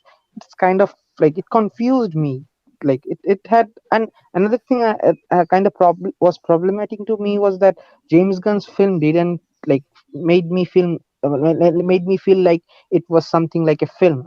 I felt like it was an episode, so it yeah, kind of bothers me. and really, like I Yeah, do agree, and really I it do wasn't agree with you. cinematic. Like Wait, it has those. I'm not yeah, saying he's done a like uh, terrible job, like but the point is he's done a good job. Like I have favorite parts from the film. Like for example, that betting scene. They were betting in the nah, it really is a great scene. And another, if you talk about camera point of view, that scene when Savant is introduced with uh, I forgot like who's the leader of the I'm talking about Amanda Waller. The Mm. camera shot was amazing, and then it has its bit, but the point is it wasn't up to the mark. Like it yeah, wasn't like yeah, yeah. Because to me, it like wasn't there. with It wasn't with there in any with way. Like with even if you are 'cause generous, you can enjoy that film, wait, but it's nothing more than that. It doesn't give you anything more than just It's a enjoyment. 7 out of yeah, 10 at And wait, best. if you talk about yeah, like what is about like enjoyment, like Fast and Furious movie, you can enjoy that too. But the point is, DC films were never like just pure enjoyment. It was always meant to be more than that because it is modern mythology. It has to be yeah, more yeah. than that because that's the point of it. Yeah, So because really, like that's really the thing for me with James Gunn Suicide Squad. Like really with yeah, because and really, and the, and wait, how wait, James Gunn brags about that it's wait, unpredictable. You don't Hold up, I know want who to will hear survive, Jeffrey will if you don't die. mind, man. It's wait, absolute bullshit. You can predict from the first scene who's gonna survive, who's gonna wait, die. right? If you Because watch films, you can easily pick like this guy will gonna survive, this guy will die. James Gunn just said bullshit about that. No, you don't know. Like nobody is like anybody can die. It's utter bullshit. If you are someone who watches films constantly, you can easily pick them out. Like yeah, this guy gonna survive, this guy gonna die, and they have reasons for that. So yeah, What because were you saying, Jeff? really, wait, it's not because uncertain like how James Gunn predicts it to be. So I hate those films who tries to be something else but end up being something else. So yeah, but it should be Yeah. like the intention should be always true, like Zack Snyder's take on BVS. How you hate that film, you can hate that film, you can despise that film, but you can be sure that Zack's intention to the characters, how he portrayed, was true. That's the point. You have to be honest. And right. And that's So really and that's really Hmm. the thing and that's really the thing with even the studio cut of Suicide Squad. Like I actually posted this on Twitter like where this is I this is also actually like said a wait where problem for me when when the like Patty and Gal was talking about that, how the character of Wonder Woman has to be bright, here has to be truth, here has to be, it's not the problem is not there, but the problem is where that you guys are telling that Wonder Woman should be lighthearted or something like that just because you guys want to sell fucking toys to kids. It shouldn't be like that. The character should be something just because of the character. That's the point. Then right you can make and something Well, I mean, light-hearted. You can her make character something is dark, pretty but not lighthearted in just her to sell comics, though, fucking man. toys, man. Like, well, the thing is it's based off of a long lineage of comic books that have typically been lighthearted. There have been some harder edged Wonder Woman, but she's not particularly ever been a darkly written character. Neither has Superman. Like, there are some Elseworlds books. There's a few books here and there, but like most people like their Boy Scout and Girl Scout superheroes to be Boy Scouts and Girl Scouts, and that's just how kind of fans they're going to kind of want And it sometimes, that man. has to be Like, it's neat that your guy wanted to take an artistic approach, but it's not going to strike a chord with everybody, and you can't really hate everybody that didn't like what you liked. Honestly, like it's an and unhealthy thought wait, pattern, buddy. but this is no, also really you haven't understood my point. My but point this is is a also character can be really light-hearted, a character can be dark-hearted, but that should be like how the approach the artist takes. But it's not because just some backlash, or it's not because like you have to sell toys. Like the basis of your character shouldn't be just monetary gain. It should be the character itself or the artist, how he takes the character and perceives it. That's my point actually. It wasn't yeah about a character and should be like this or that. That was I was saying. I thought yeah you misunderstood me. and that's really the thing too because like to me like with the third act I personally with the third act for James Gunn's Suicide Squad, like to me, I really didn't feel anything at all with that third act Yeah. because to me, Yeah, like I because really like didn't one of the problem I felt wait. was like how easily Starro got like defeated. For example, like like how blood sport is portrayed, like he's sharpshooter, he never misses kind of a character, and his bullets couldn't like hurt Starro, just his javelin was like pierced through his eyes. Like it's weird, and it's really weird. Like it feels like that Yeah, thing that like the poetics of Aristotle when he talks about how a content, or he though he talks about tragedy, and he talks about that when like different kinds of the term of reversal or the term of discovery, he talks about that if it's a tragedy, or if it's a comedy, if it's a kind of a story, if there's different kind of approaches an artist takes. Like sometimes an artist forcefully takes some choices. It felt like me like the take of James Gunn was very forceful, where it should be in truth like inclined to the story, like how the story takes you to the story. Like it's like in the end it felt me like James Gunn did this because he needed to end the story, because it needs to end. That's the point. Like Starro needs to die. That's why it happened. So it felt me lifeless. And I'm not saying that James Gunn did not do a good job. He did a good job, but it is still like it's not what I expect from a film. Like it's not what I want from a film. Hey, Lord And Koj, what was your first horror movie, brother? Oh man, it's either Nightmare on Elm Street, The Dream Warriors, or Kramer versus Kramer. oh Yeah. shit. Nice Oh one. god. Oh Very yeah, good. that Really I nice one. forget, man. Like they butcher each other in that one. So yeah, good call. Like, Yep. I was When terrified most too people because my think- parents are going yeah. through a divorce too. I was like, oh, what's going on? Poor, That was the poor first time kid. I saw boobs on the screen too. I'm probably way too That young to makes it see a that, horror- but whatever. That's proper horror film right there, then, man. If there's boobs, Yeah, when you're a kid, you don't know. You're like, "Ugh, Yeah, as why are long these as there, things as looking long at as me?" there's boobs, it's a proper horror film. There was that in both, I think, actually. Now, and the nurse in that one. Okay, whatever. But yeah, that's the answer. How about you guys? What's yours? Coraline. oh, we already for did me. ours. Oh, okay, my bad. I was asking everybody when they first hopped on, but you kind of hopped on in the middle of this kind of intellectual comic book ramble that we've been doing, and I just was like, oh man, I feel a little bad that Koj didn't get to say like, Dream Warriors, man, that's the best one. Like I loved the first Elm Street, but like that's the 3 and only one where 4. like there's 3 and actually a 4. sequel. Which one's 4 and which Where one's the 3? sequel, three's 3 Dream is Warriors the 3 and is 4 Dream is Warriors, 4 is Dream Dream Master. Master. Yeah. Oh, okay, cool. Yeah, they directly connect. And then you even have the 5th one that kind of connects to the other two. But Wait, is the but 4th one but where it's the worst one. homegirl rocks and nunchucks? yeah, No, Okay, I saw that one too. Yeah. Hey. I just remember the pizza guy. Like when the dude gets stuck in the pizza, that was like one of my favorite kills ever. Like, oh, that was awesome. just toss it up. Yeah. But yeah, really like.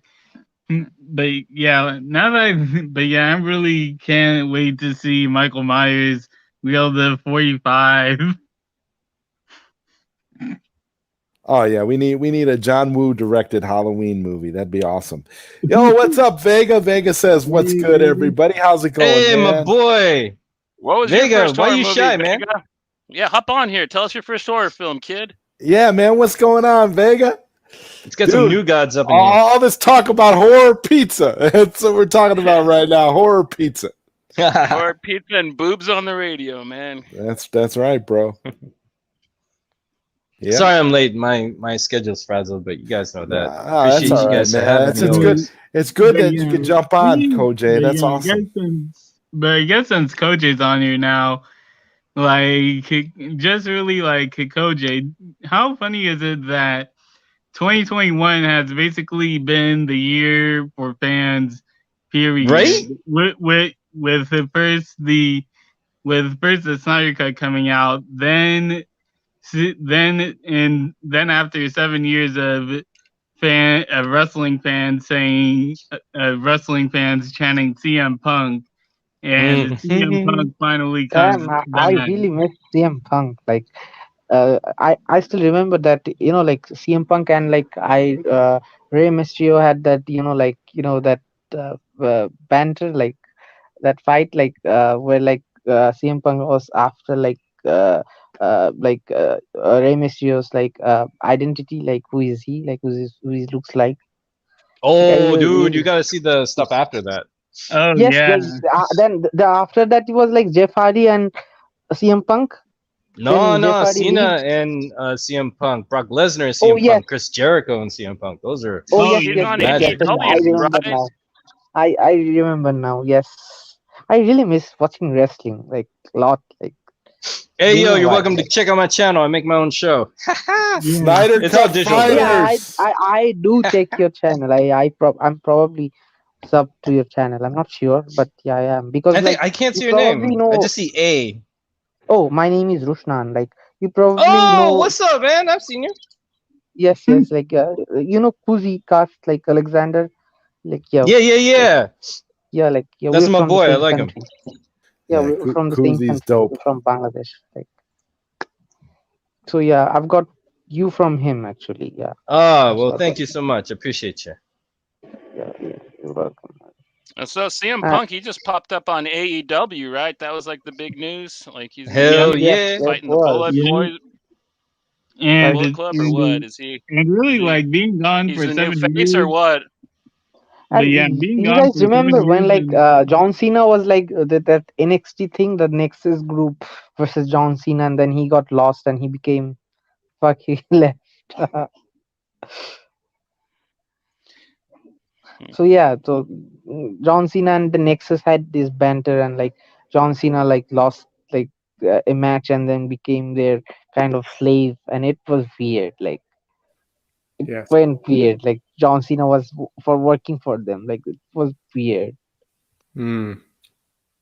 So who do you guys think will get him first? Will CM Punk be in a Fast and Furious movie, or will he be a DC superhero?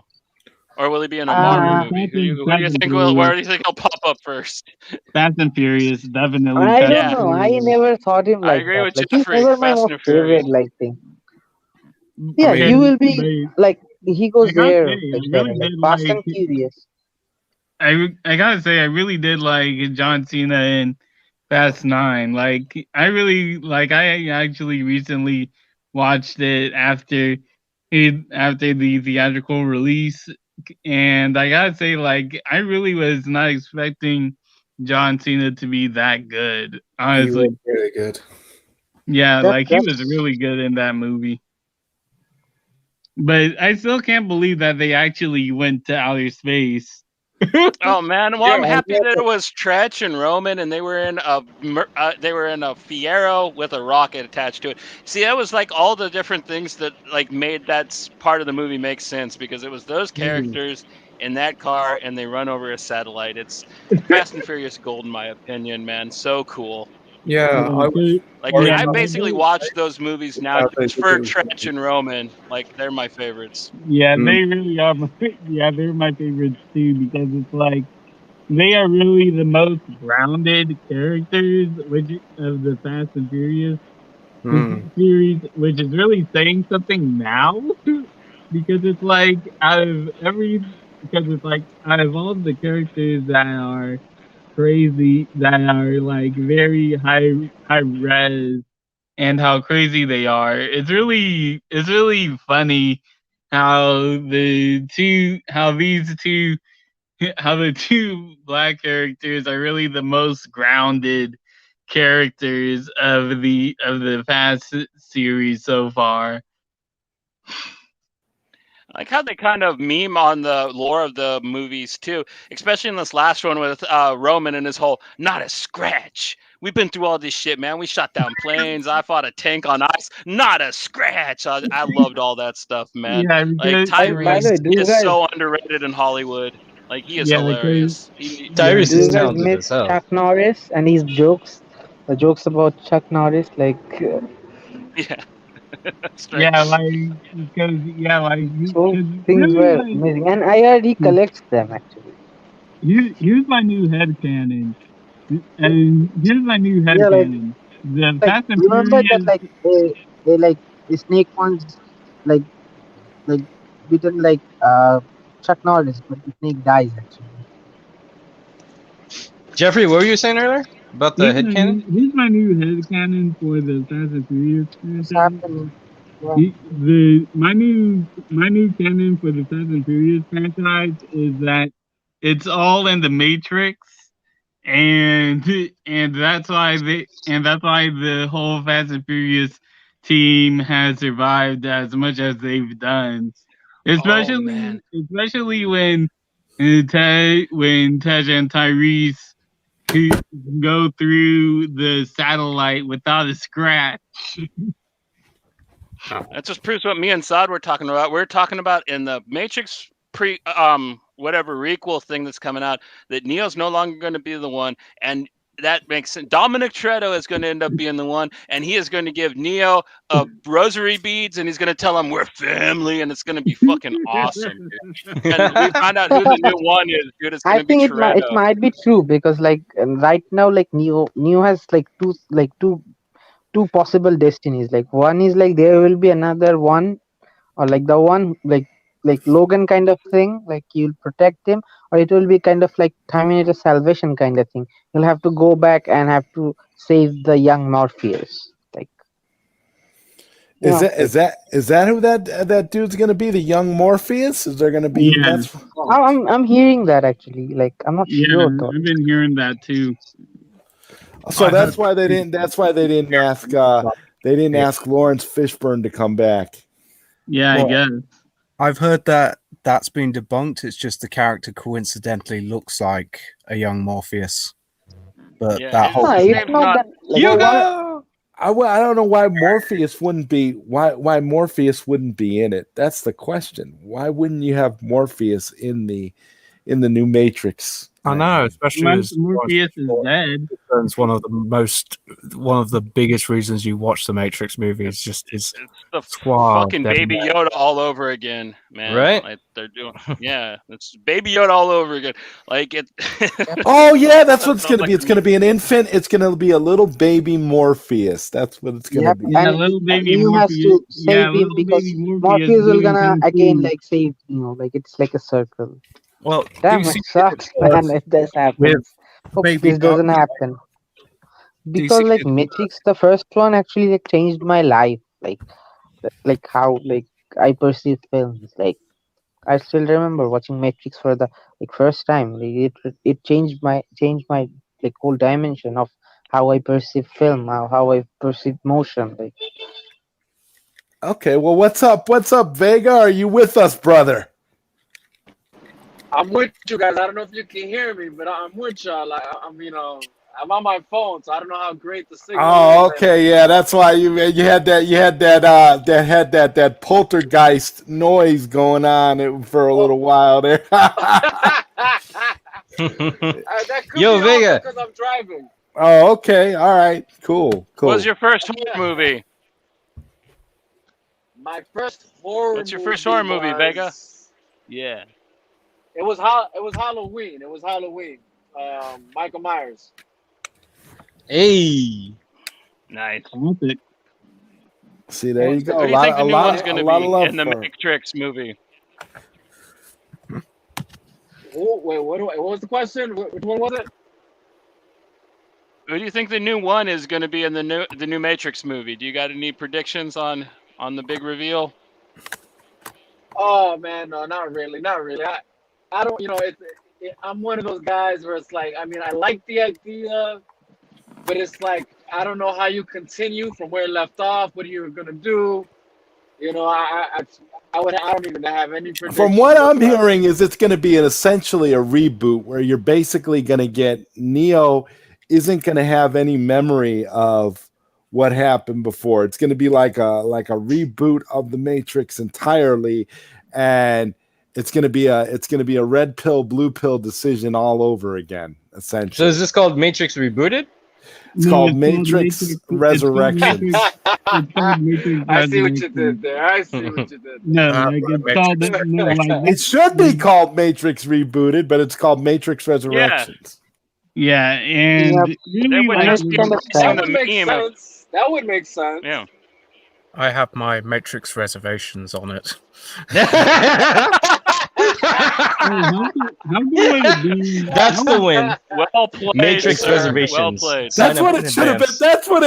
That's what it should have been called, so that everybody don't have your expectations. You don't have your expectations up too high. Matrix Reservations would have been. Yo, imagine. He's like blue pill or red pill, and he's like, I And have there is, like- reservations. How about neither? And they're like, wait, what? And No, like what if it he could said? be like What if something he said different. Like both? What there if will he be said like both? another film. Like What if he said both pills and Yeah, just which pill cancels out the other? It's like you. He takes the purple. Yeah, he goes purple. he takes both the pills. Like That would actually be unique if he like took both pills. If he just, Yo. Yeah, Yeah, but Yes, like, I think he would- Hollywood would be like, what are we at the teaching same people? time, be aware of it. that would be a glitch in the Matrix. Imagine it's like John Wick, where it's like he has that kind of "I think I'm back" kind of moment after he's taken both of them, when he say, "What have you done? You could have destroyed everything." I'm thinking. well, yeah, maybe that's why he ends up. Maybe that's why things end up so crazy because he actually takes both pills. Ooh. Maybe what if he like. doesn't take any? Oh yeah, what if he doesn't? And it's like an augmented reality kind of thing where he's partly in the Matrix, he's partly in the real world. Right. Man, This I is had all- those this dreams is all- before, man. This is all going off of the concept of this movie essentially being like with Neo still being the main character and not being, ancillary to whoever the new one is going to be. I still say it's going to be Will Smith's daughter. I still say it's going to be Willow Smith who's going to be the one. I think. She does whip her hair back and forth, man. Oh, you beat me One to it, type man! shit. Dang it! Oh, Like I whip my hair back and forth in bullet time. I don't know. Yeah. that would be cool if she just uses her hair to like. She Yeah, there uses could be her hair so to, many like Agent dodge Smiths, bullets. it don't it'd be matter. epic. She's cool. I That'd still be think awesome. it's really cool that we got Neil Patrick Harris in a big movie again, because I think it's been a long time. He's And- in it. Yeah, he's going to be playing an agent program who's posing as a psychiatrist for Neo. Oh wow! Honor to him. Neo goes to a psychiatrist, and it's revealed that that John Wick is just part of the Matrix program. Oh, That's been the theory for a long time. I actually. know, and it's gonna be revealed. It's gonna be revealed that John Wick is actually part of the Matrix program. That would be epic. Or John Wick is the program that Neo saw, and then when he woke up, he's like, "I know kung fu." So in that second is all the John Wick movies. Oh wow, that'd be awesome. That'd be awesome. That's just as cool. That's just as So when you cool as watch the it, Kevin stop it there. Watch McAllister, all John Wick, Saw then get theory. back in Matrix. Yeah, Sorry. that's just as cool as like the Kevin McAllister Saw theories. Well, then it really is awesome. Jigsaw, yeah. if John Wick is part of the Matrix, then if Charlize Theron got her wish for Atomic Blonde to cross over, then Atomic Blonde is part of the Matrix as well. Dude, this world is huge. The rabbit I hole love it. gets deeper and deeper. Yeah, it's freaking great. It's freaking We've great. we've entered the deep web of the Matrix. Yeah. I think the idea of tying these franchises together just in terms of connectivity is not necessarily a bad thing. I think it's more. I kind of already do that on the side. Like, I have like a weird mix. Like, I actually, all right, this is I do it in trilogies. This is practice. I have the reboot Rollerball. Apparently, in this little fictional universe, I'm gonna lay out for you. That's a pivotal movie. And then after that, years later, it's the reboot of or the remake of freaking Total Recall. Okay. And then after that is Alita Battle Angel, because you see Motorball come back, and the city is getting higher. So, those three. Okay, or the theory that that Equilibrium was actually a Batman movie where how Equilibrium was part of Bruce Wayne's training. Oh wow. Well, I it's can funny see because that. I can see that. We'd have to figure out what places. Wait, what's that? Oh gosh, you guys need to help me. It's like not Slovenia, but Vertigo is always trying to kill the Queen from there. What's that place called? In DC Comics. It's like a fake type of Romania, Moldova type of. Where Transylvania. where Lady Shiva comes from. Oh man, no, I'm forgetting it. But I was thinking it's like a remote, like isolated country. Marvel, and all I can think No. of is Roanna, poor man, and that's Marvel shit. So I'm sorry. Uh-oh. You're talking about that country where what's his name? Vandal Savage becomes like the Yeah, something like commander that. of at one point. Yeah. It's even in the Titans or not Titans in Young Justice where like they're like exporting the metahumans and stuff like that, right? Yeah, like I do something similar myself in my spare time. I have my own shared universe that spawned from that. It was already connected anyway, but Aliens and Predator and Blade Runner, and it started going from there and adding Soldier in, of course, as I'm sure you mentioned in a previous live stream with Johnny, maybe Soldier.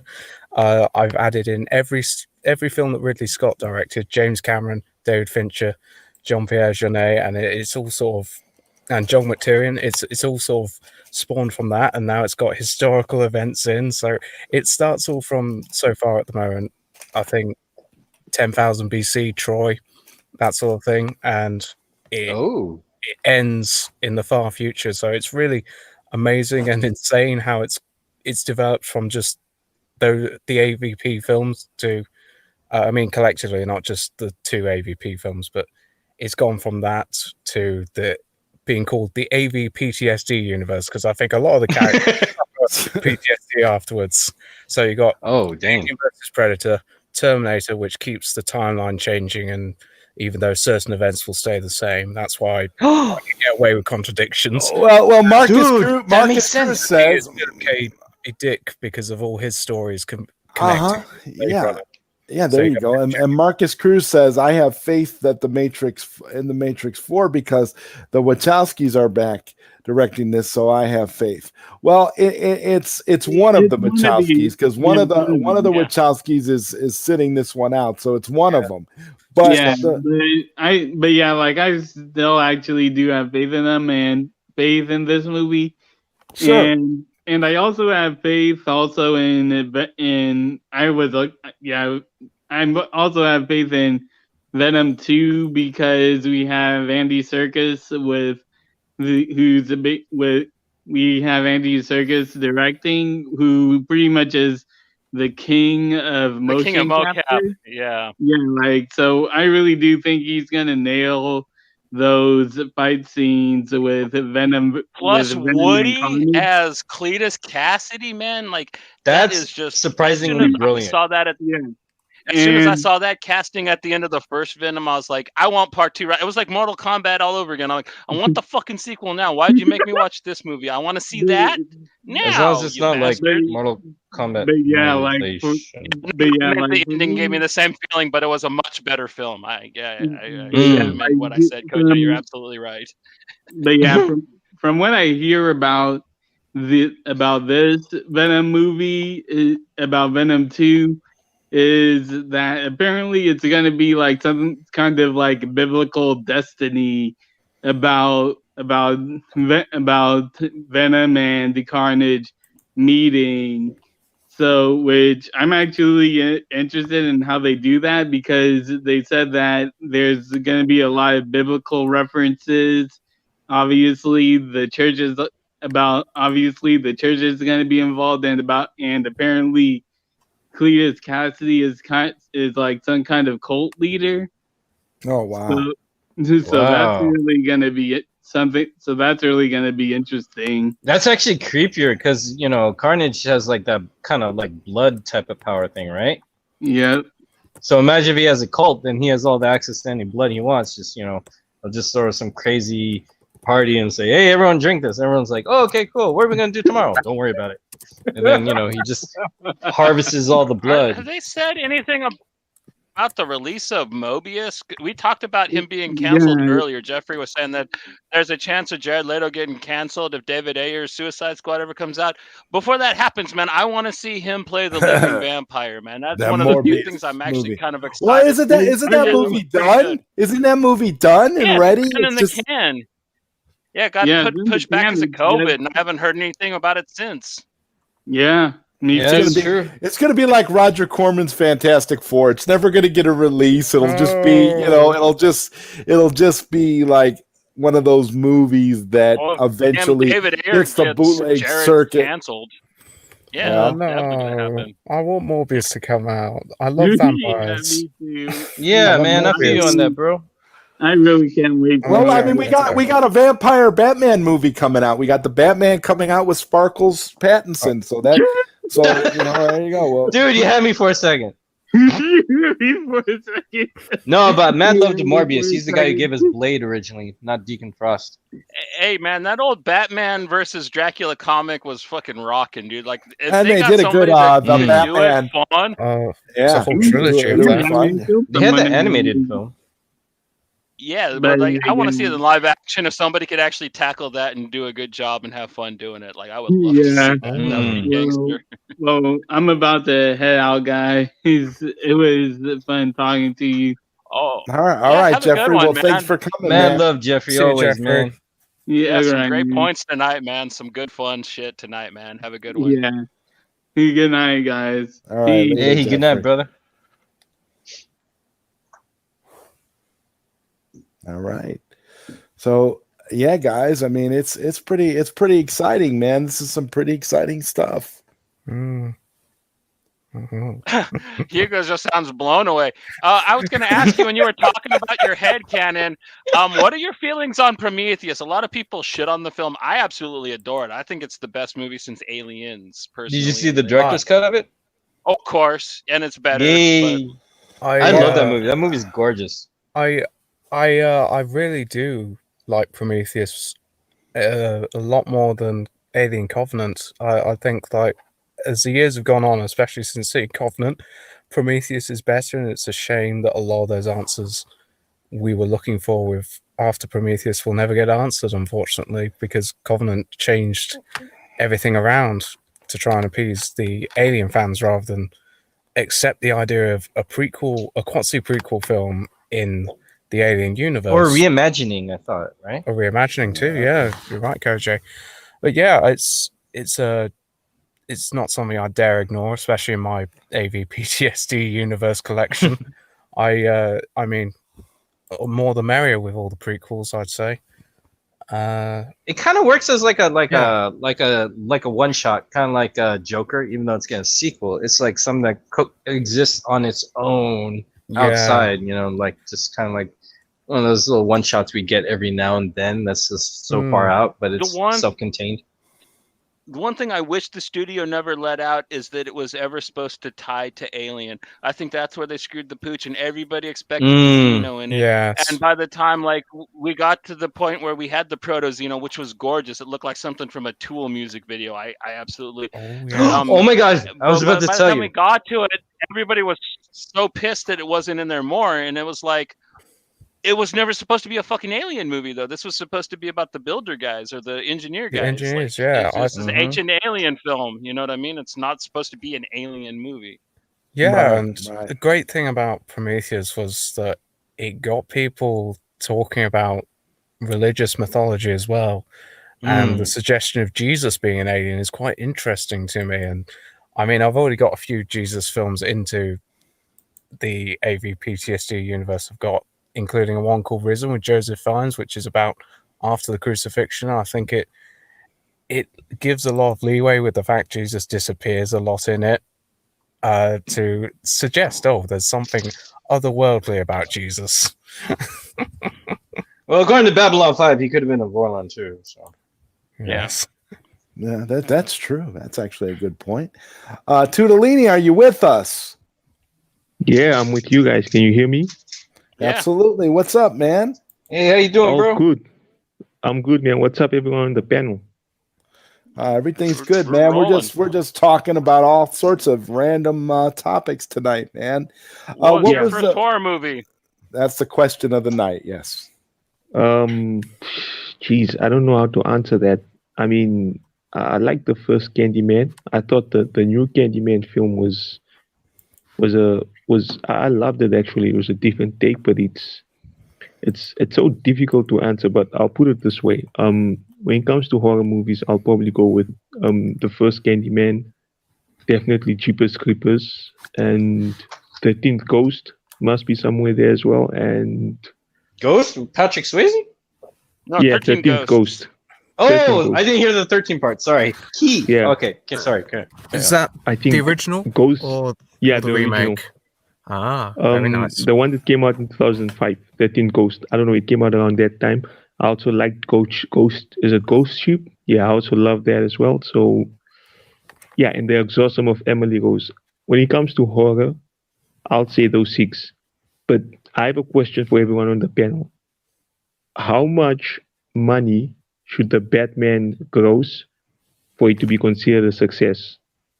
And if Venom is to be... Yeah, no, just hold on. And if Venom is to be moved, let's say, in February, and then you have Morbius, Venom, then Doctor Strange coming up, is the Batman franchise strong enough to hold its own against those films? Because remember, the last time a DC film found itself in that mess, it was Shazam. It was Captain Marvel and Avengers, and it goes poorly. Because from what I can tell, a lot of the executives are really pinning everything on this Batman film. And there are also rumors emerging that there will be an additional R-rated cut for HBO Max. So how much should the Batman gross, and will it be able to gross $1 billion? Because this is what I think. I think Spider-Man is going to gross $1 billion if it gets a Chinese cut. And if that grosses $1 billion and Externals and Shang-Chi does well, can the Batman reach those figures? That's my question for the panel. I'm not good with money, so is it alright if I skip the question? I just give money to films and watch them. Hope they do well. The Batman's I'm with you. I'm not strong 'cause numbers. it's Batman, period. I'd say like it's gonna at least make 750. I bet you it's gonna get close to $1 billion. I guarantee. I think that this one has some. I don't know how well of a received movie it's gonna be, liked or loved, but it's got a lot of people's attention, and I think if anything can hold its own against Marvel, especially like weak showings like Doctor Strange and the Eternals and Shang-Chi, unknown properties. I think that I think Batman should be able to hold its own, especially with Matt Reeves directing it and, all the hype behind the film. So, yeah, I think it's poised to do pretty well with its competition, in my opinion, this particular film. Now, Shazam's a different story. People don't know the character, and there was a lot of shit going around about for Captain Marvel. And they were both actually Captain Marvels, which was hilarious. But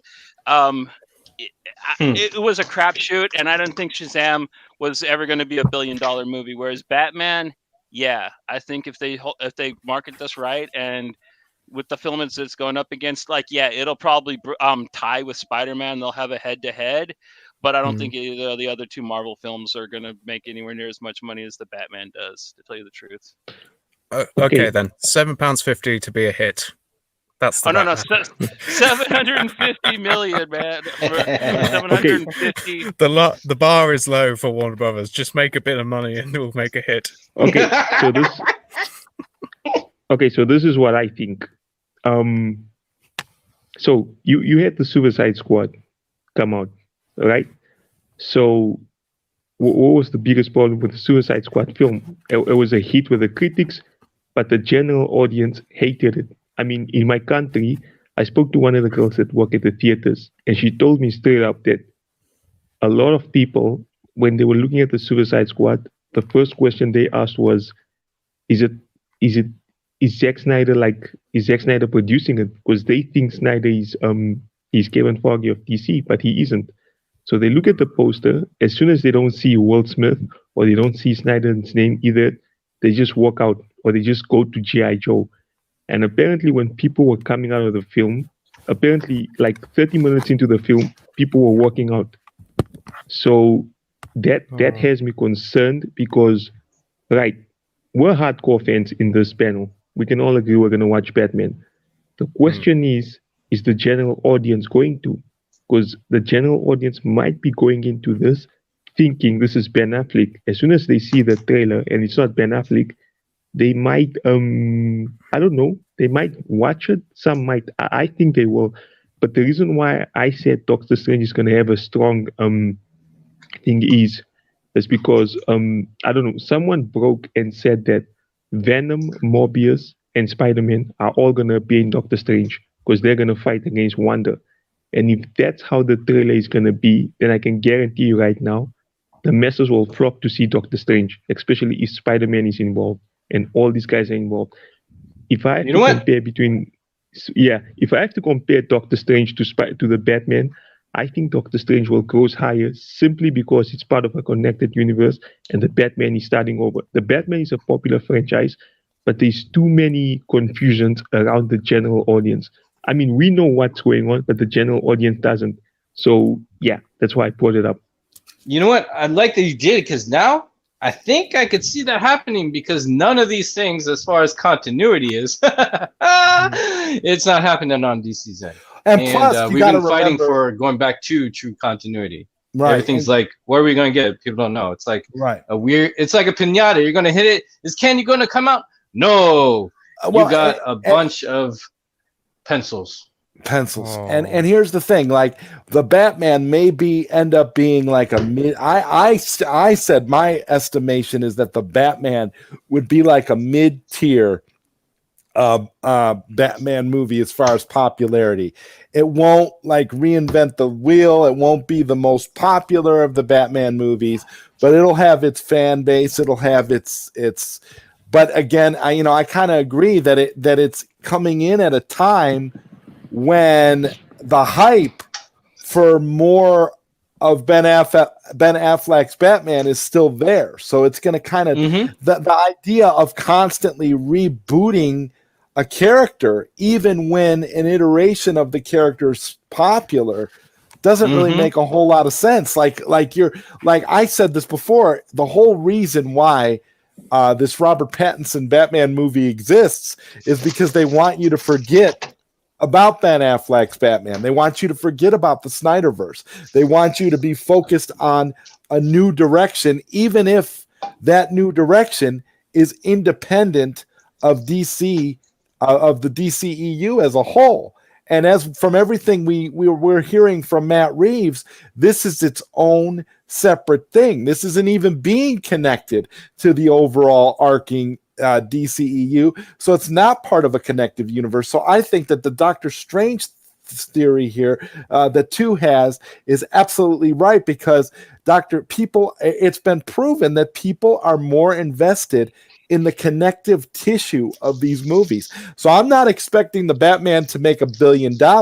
We got to be realistic about COVID numbers. You're £7.50. You're not going to make.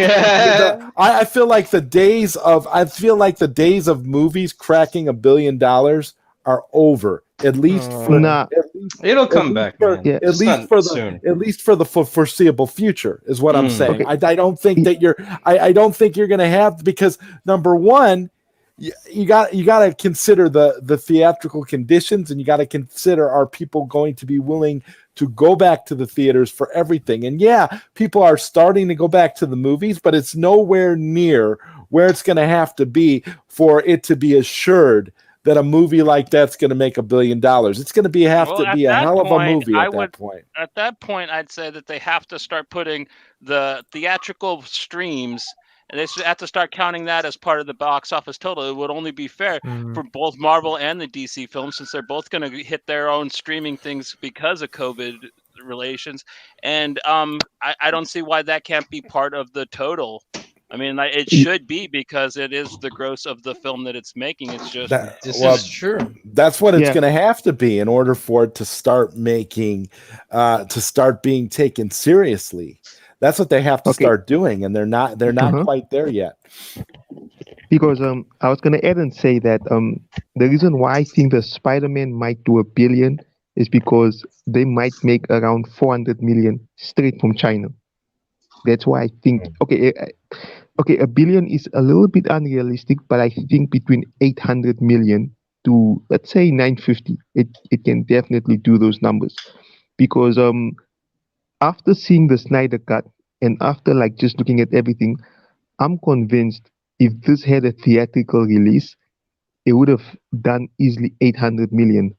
Hear me out, because in China alone, it did actually the numbers are high, because I'm hearing the numbers now are around 550 million streams. And I mean, think of it. If this had gone to theaters, how much money would it have really made? Because I'm starting to think that this is a lost opportunity for Warner Brothers. I'm actually starting to think this would have made around 650 to 700 million if they pushed Godzilla and Kong and Mortal Kombat and said, okay, so March and April is going to be Snyder Cut, then we're going to bring the other stuff in. We're going to do the day and date with that. Because looking at it now, the film is extremely popular. So popular that, look, people can say what they want to say, but I think that the Snyder Cut popularity had an effect on the Suicide Squad not doing well in the box office. I mean, some people are going to blame the box office and HBO Max and all of that, but here's my thing. The Conjuring is a R-rated movie, right? It did more than the Suicide Squad. I mean, Tenet, which came out at a time where theaters are closed, it made 370 million in the box office. So, yeah, think for yourself. But I think that a connected universe is really, really Marvel is gonna keep winning, and DC is gonna struggle because they don't have a connected universe.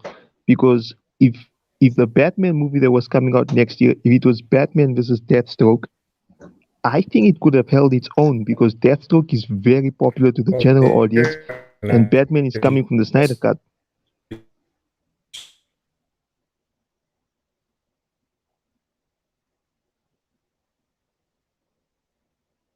Did we lose everybody? Is everybody still here? I'm here. I I was just waiting for someone to I'm say here. something. I'm here. I didn't want to be was that waiting guy. for the- Going on? I was worried as my StreamYard messing up, so yeah. Yeah, mine's I been a was little quiet. wonky too.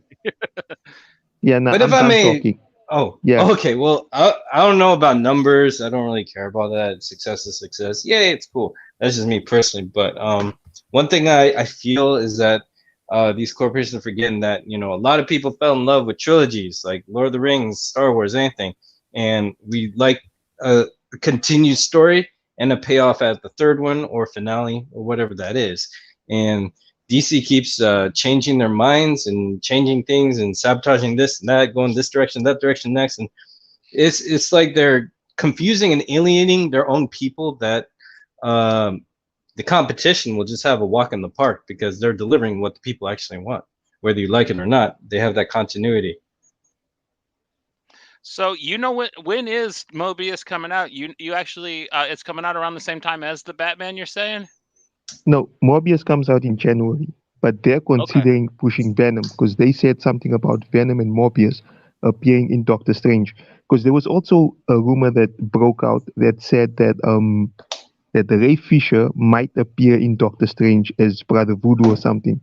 It's not confirmed yet, but it might sound true because Ray Fisher has close ties to Mahershala Ali, who plays Blade, and apparently there are also rumors of him cameoing in that. I don't know how true that is, but if it is true, then imagine if Ray Fisher is in a Doctor Strange film that actually beats the Batman. That's what you call a middle finger to the company that just badmouthed you.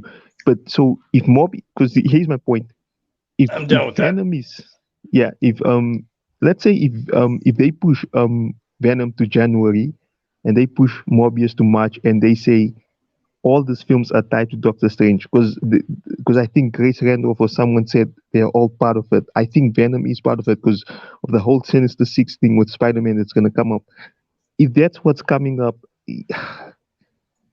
yeah, I really want the Batman to do well because I love Reeve stuff, but it would probably be smart to move the film to May and just give it time for it to do well, because if not, then man, Marvel is gonna have a walk in the park, because the only time Marvel was really shaking was when Snyder Cut came out, because that dominated Twitter for a good time. That's a good point. Snyder Cut really pushed the envelope quite a bit, and the fact that we ended up losing, they completely lost ground on that Snyder Cut stuff because they don't want to follow up. They don't want to do anything to continue with that. And again, all they're doing is confusing the audience by throwing out all of these, these new separate stories. And yeah, I think the Batman has potential to do well, but at the same time, you're going to keep confusing your fans and alienating people. You're not going to get very far. And again, I think the Suicide Squad's failure is a good example of that. I mean, wow. We should be able to have our cake and eat it too, but clearly Warner Bros. Doesn't realize you can do that. Well, I think Warner Brothers is a little worried because, when you think about it, really bottom line is the bottom line, the money. Where's the money coming from? And unfortunately, I think fandom might have pushed them to want to compete with Marvel ahead of schedule. They should have been competing against themselves. Superman performed extremely well, maybe not what the people would have assumed because he is archetype of the original superhero, but it did miles above the last venture out with Superman, which was Superman Returns. You were going north, I think what they got Yeah. Yeah, because I was gonna add to your point and say that look, here's what you have to look at as well. I mean, some directors bring money. If you look at Snyder, every Snyder film that came out made money. From Guardians of Owl to 300 to all of that, they made money. He's a proven hit when it comes to money. But with James Gunn, apart from the Guardians, what other movies did he have that brought in money? So you also gotta look at the money factor and say, the director that you're getting rid of, does he bring money or not? Because BVS made a lot of money despite just having like a 5-week window. But I get your point. But you got to also remember his name got tarnished, unfortunately, by critics and fans alike. I mean, sometimes even when I used to listen to people's critique, the things that there's no kind of consistency when measured against what they've said about Zack Snyder, which to me always seemed like there was a personal bias. I don't know if he kicked their puppies the day. I don't know. It was something real odd, at least for me, just outside looking and just checking it out. He got the mad hate out of nowhere, just massive amounts of it. It was Exactly. unreal. And then it started, and I think it started to spiral into something a little bit more. Like, I don't know why people took it personal. Needless to say, I think it was also very advantageous. I always tell people what clickbait and hate watching became a good way to get eyes on you. A lot of people started running with it. I've seen people sit there and spend a mad long talking about that Snyder movie is this, that, and the third, all negative, and then it's trash, but come out with a B minus. I'm like, is B minus really trash, bro? Or are you just being mad extra because everyone else is? But the movie isn't as you like the movie. Like, I think most of the people that hated on Zack Snyder's movie, they on the low really enjoy it a lot more than what they put on. I just think it's just a lot of bandwagon jumping and hate the click, So, and I think it just, in the beginning of the show, I said that there was a difference between hardcore fans and general audience. The general audience actually liked Man of Steel and BVS. And here's the weird part. The general audience thinks that the Suicide Squad that came out back then is better than the current one. Now, I don't agree with it. I don't think the new Suicide Squad, for me, it's not a bad movie, but it's not like as great as the media hypes it. Exactly. So the thing is that what people keep forgetting is that the money is in the general audience and the hardcore fans, because the hardcore fans market the films to the general audience. Like, I'm not gonna lie to you, I'm new in this whole Snyder World thing. I didn't even think the Snyder film, I thought this was just a small community. But when that first trailer came out, was it March? No, not March, but the teaser trailers. When the teaser trailers came out, when Snyder would put out and say, in 3 days, a trailer drops, the internet went crazy. I couldn't believe it. Like, when the trailer came out and I saw the views on YouTube everywhere, I was like, oh my gosh, this fandom just marketed the films to the general audience, because some fans were even paying money to just have billboards of Snyder's face there. I mean, for goodness sake, in Russia, they have a Zack Snyder Russian club, and they bombard it's something called Russian streaming, with them saying, get the Snyder Cut, get the Snyder Cut. And when the Snyder Cut arrived, it got 400,000 streams, like in its opening weekend, breaking a record. To date, it has 1 million streams in Russia. They gave it a platinum plaque or something like that. And I was like, oh, these are the hardcore fans that market the film to the general public. And I don't think Warner Brothers realized that. I think they think that the critics will market the films to the general audience. Exactly. But the critics don't make the money. The money comes from the general audience. That's why when I look at the Batman, I'm like, the Batman really needs to, the marketing really needs to hit the general audience, because if it doesn't, it's going to flop. Peacemaker is dead, in my opinion, that could be dead on arrival, because there was a character that I think most people hated. So the hardcore fans are important. And when it comes to DC, I keep saying, when it comes to DC, Snyder fans appear to be the hardcore fans. I mean, if it's not the case, why else did the Super? Because when Ed Son showed us the middle finger, people stopped marketing it, and look at what happened. And they say they spent $100 million on marketing. Like, come on.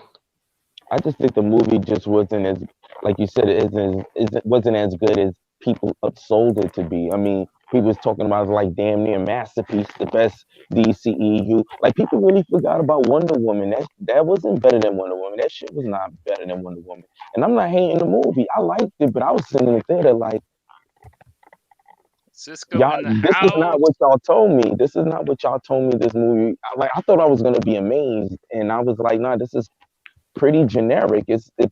I don't hate it. I enjoyed it, but it was a cartoon. Well, I hated it, so I really, that's why I'm not really speaking too much on it, because I absolutely hated it, and I think the fact that the fact that it came out and it got all this critical acclaim, it made no money, and nobody really cared about it or liked it, and they're making a TV show out of one of the worst characters from the movie.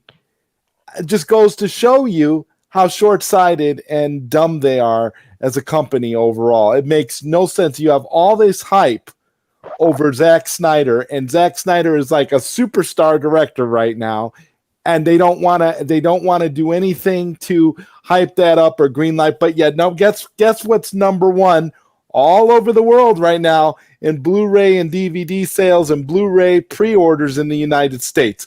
Guess what the number one thing is right now? Zack Snyder's Justice League. But I think people there's a be lot of crediting pride. that Demon Slayer a lot movie of people, too.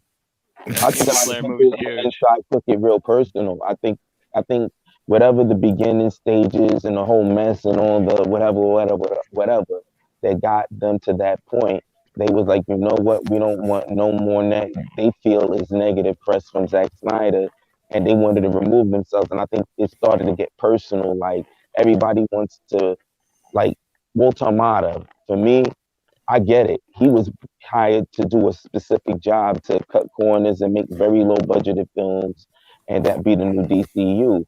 And he's trying to make his shot, but everybody wants to Snyder because he fell into that in the very beginning. Snyder got fucking. Yeah. We already know the whole story, so it's kind of messed up that he got hired to redirect the whole company, and he's trying to do his job, but at the same time, bro, like really pay attention to. I think there's a way you can embrace what Snyder was doing and still kind of lowballed and had it work. I think he could have made it work, but I think he was like everybody got personal. No, they hired me to do this. I'm gonna go this way, and then it became a tug of war. And once the adrenaline gets going, people get. It's now I don't want nothing to do with him no more. I don't want nothing to do with him. And it's because here's what I think. Because I'm gonna leave sometime soon now. So here's what I think. I think that the Batman movie that's coming out has to at least gross higher than Man of Steel. Okay, let me put it this way. If it doesn't make more than 500 million, or if it doesn't touch the $600 million mark, Hamada is in trouble. Now, with the new merger that's coming in, I'm asking myself, why are all the DC films being pushed to HBO Max? I think that AT&T and the merger probably already start discussing what they're gonna do and what they're not gonna do forward, because I don't believe in hope. I don't want to have any hope. But when the merger did its presentation, it had Zack Snyder's Justice League there for some sort of reason, and then you have the Zaslav guy saying, "I want to repair relationships." Whose relationship is repaired now? It's Ray Fisher, and then you have Chris Nolan, and then you have rumors that are coming out that are saying that Ray Fisher might appear in Nolan's new film. If Ray Fisher is appearing in Nolan's new film, follow the money, because you're gonna have a coin whereby on one side you have Fisher, Snyder, and Nolan, two guys who make money, regardless of how you feel about their films.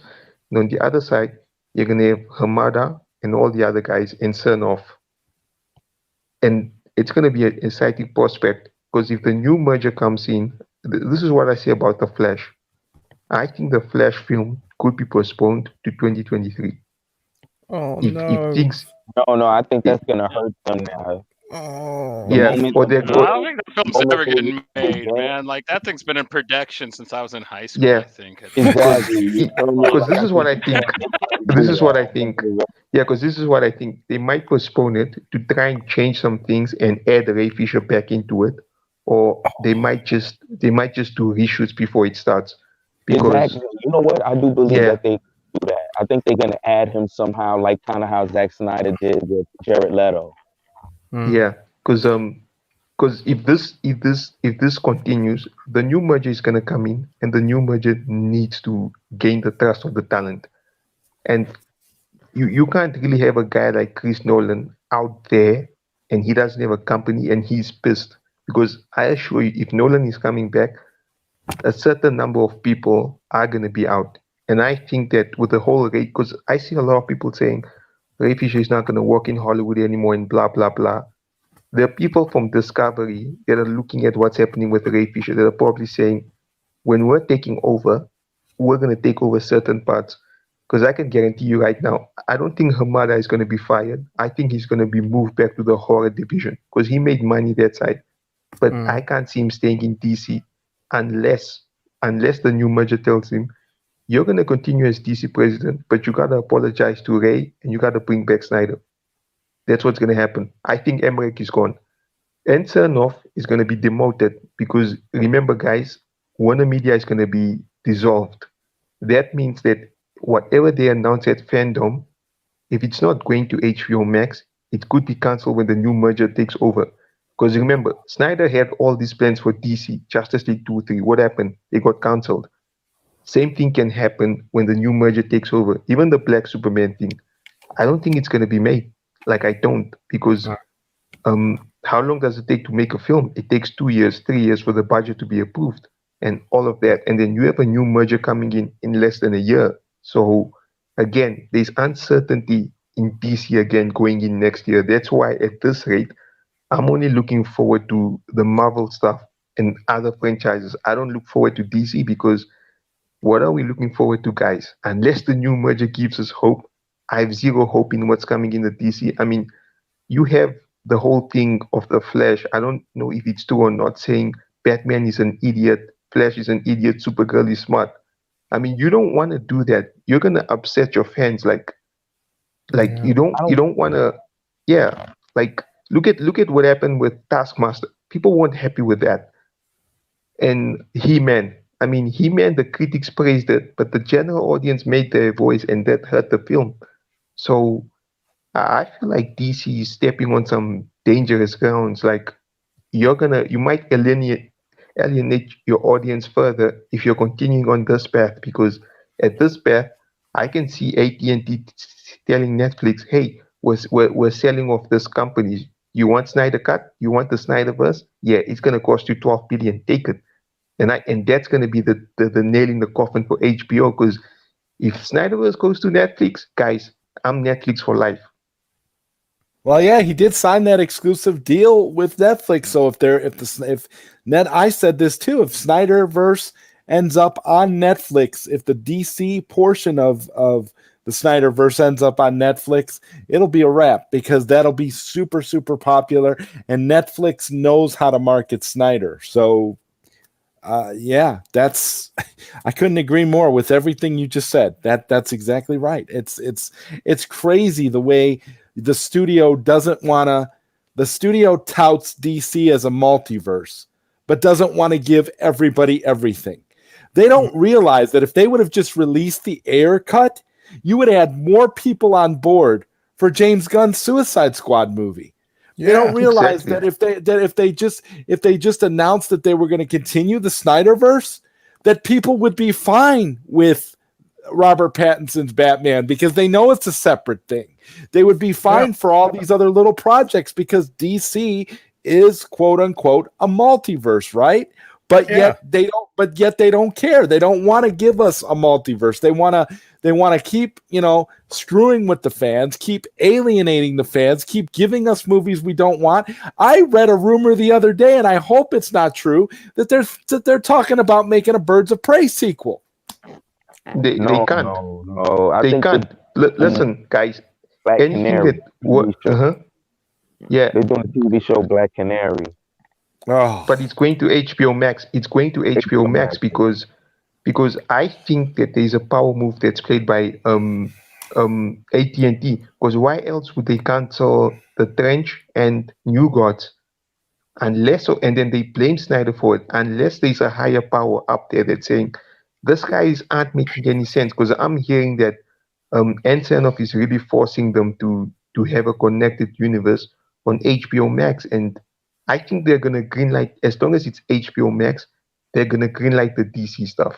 But I think that when the new merger comes in, there's gonna be some changes.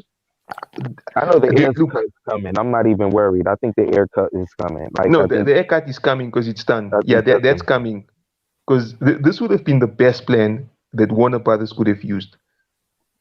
This would have been the best for everyone. You do this. If you want to have the day and date release, how about you did this? Last year at DC Fandom, you announced Aircut is coming in December, and then that's going to be your day and date. You're going to release it on HBO Max, and you're going to release it on theaters, and then you see how it does. You know how this works. Aircut is 10 million, and then you just market it. And then I think you can make about 100, 120 million. It would be a bonus. And then you can have your Snyder Cut come out in March as a day and date thing.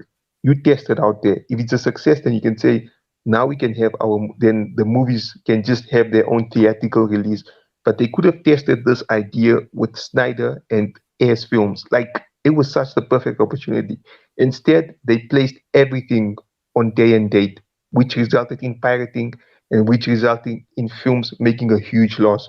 Because believe me, AT&T wouldn't have sold shares to Discovery if they were happy. They're probably very disappointed with how things have gone. exactly. You don't merge with another company if you're already successful. If you're getting everything you want, what sense does it make to merge with Discovery? Now, they're doing this because it's a failure, and this is a last-ditch effort to try and make things better and right the ship.